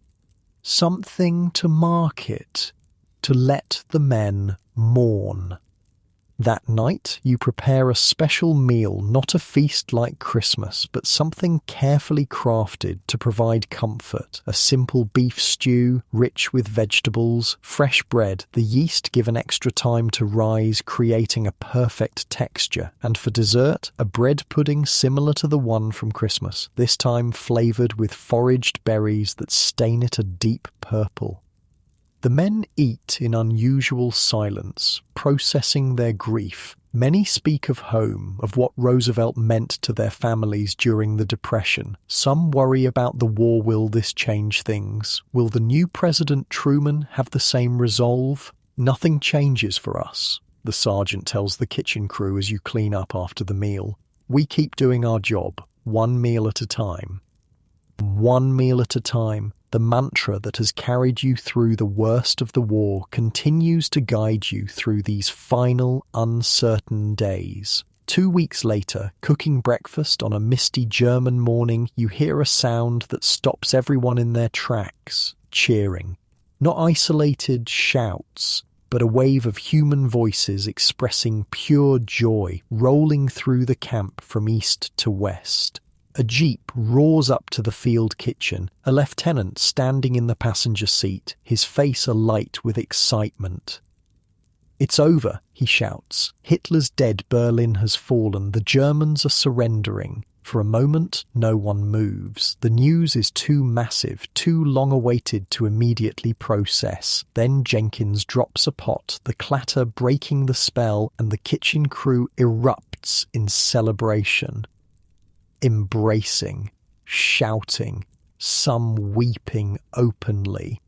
The sergeant, always proper, always in control, actually picks up Parker and spins him around before setting him down, both men laughing like children. "Is it really over?" Miller asks, his voice small, almost afraid to believe it. "The fighting here is," the lieutenant confirms. "There might be pockets of resistance and the war in the Pacific continues, but here, in Europe, it's done." The impact of his words sinks in slowly. Done. After years of danger, deprivation, fear, loss, done. "What do we do now?" you ask the sergeant when the initial celebration subsides. He looks around at the half-prepared breakfast, at the men still celebrating throughout the camp, and makes a decision that surprises everyone. "We cook," he says, "but not breakfast. We prepare a victory feast, the best meal possible with whatever we have. Every man deserves to celebrate this day with a full belly." The victory meal becomes your finest hour as a field cook. With limited supplies but unlimited motivation, you and the kitchen crew create a multi-course celebration that stretches through the day and into evening. The centerpiece is a roasted pig acquired from a local farmer in exchange for coffee and cigarettes, prepared in a pit dug into the ground and lined with stones, covered with earth and allowed to slow cook for hours. The meat, when finally unearthed, falls from the bone, succulent and smoky. Side dishes appear as if by magic: potatoes mashed with garlic, wild greens sautéed with bacon, bread baked fresh in batches throughout the day. For dessert, a cobbler made with canned peaches hoarded for a special occasion, topped with a sweet crumble of crushed cookies and the last of the sugar ration. Men from neighbouring units, hearing of the feast, arrive with their own contributions: liberated wine and schnapps, chocolate from care packages, even ice cream made by an engineering company using ice from a stream and powdered milk mixed with sugar and vanilla extract. The celebration continues into the night, transitioning from meal to party as someone produces an accordion, another a guitar. Songs rise into the spring air, first military songs, then folk songs from home, then finally the gentle, nostalgic tunes that speak of love and peace and everything that has been missing from these men's lives. You find yourself sitting slightly apart from the main celebration, exhausted from the day's cooking but too wired with emotion to sleep. Jenkins joins you, passing over a bottle of something clear and potent. "Not bad hooch for Germans," he comments as you take a cautious sip, the liquid burning a path down your throat. "Think we'll go home soon?" you ask after a comfortable silence. He shrugs. "Some will, others will stay for occupation duty. Either way, we'll still be cooking." "It'll be different though," you say. "Cooking without the fear, without the shortages, without the danger," he adds, his voice softening, "without wondering if each meal might be someone's last." You both contemplate this, watching the celebration continue around the campfires. The men look different already, younger, lighter, as if the end of hostilities has physically transformed them. "We did all right," Jenkins says finally, "for a bunch of guys who mostly became cooks to avoid the infantry. We did more than all right," you correct him. "We kept them fed. We kept them going." You gesture toward the celebrating soldiers. "We're part of why they're still alive to see this day." He nods, accepting this truth. "Never thought food could matter so much." "It's never just food," you reply, echoing Miller's words from months ago. "It's home, it's care, it's humanity." Jenkins raises the bottle in a toast to field cooks, the unsung heroes of this whole damn war. "To survival," you add, clinking your cup against the bottle, "one meal at a time." In the days that follow, the rhythm of military life continues, but with a crucial difference: the absence of fear. No more artillery to dodge while peeling potatoes, no more snipers to worry about while delivering food to forward positions, no more constant vigilance against attack. Orders eventually come. Some units will indeed remain as occupation forces. Others, including yours, will be rotated back to the States, possibly for redeployment to the Pacific, though rumors suggest the Japanese war might also be approaching its end. On your final day, with the field kitchen, the sergeant gathers the crew for an unusual ceremony. From a small box, he produces a set of medals. "These," he explains, "are bronze stars. Not the usual decoration for cooks, I know, but I submitted recommendations with supporting statements from infantry commanders about the impact of our operation on morale and fighting effectiveness. Headquarters approved." One by one, he pins the medals on each member of the kitchen crew. When he reaches you, he actually smiles, a rare, genuine expression that transforms his usually stern face. "For maintaining food service under direct enemy fire," he reads from the citation, "for innovative solutions to critical supply shortages, for extraordinary contribution to unit morale and combat effectiveness, above and beyond the expected duties of a field cook."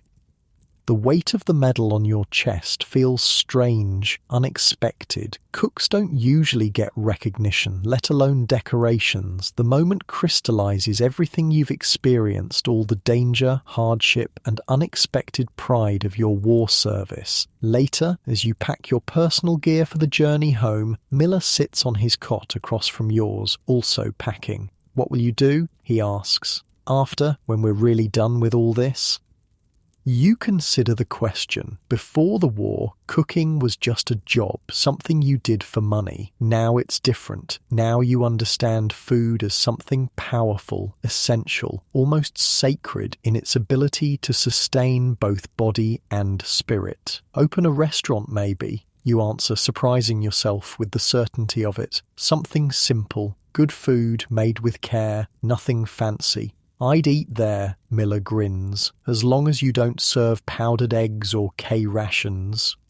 Deal, you laugh. No K-rations, ever again. The journey home is long be truck to the coast, by ship across the Atlantic, by train across America. Throughout you continue your duties as a cook, though the circumstances grow increasingly luxurious compared to the frontline conditions you've become accustomed to.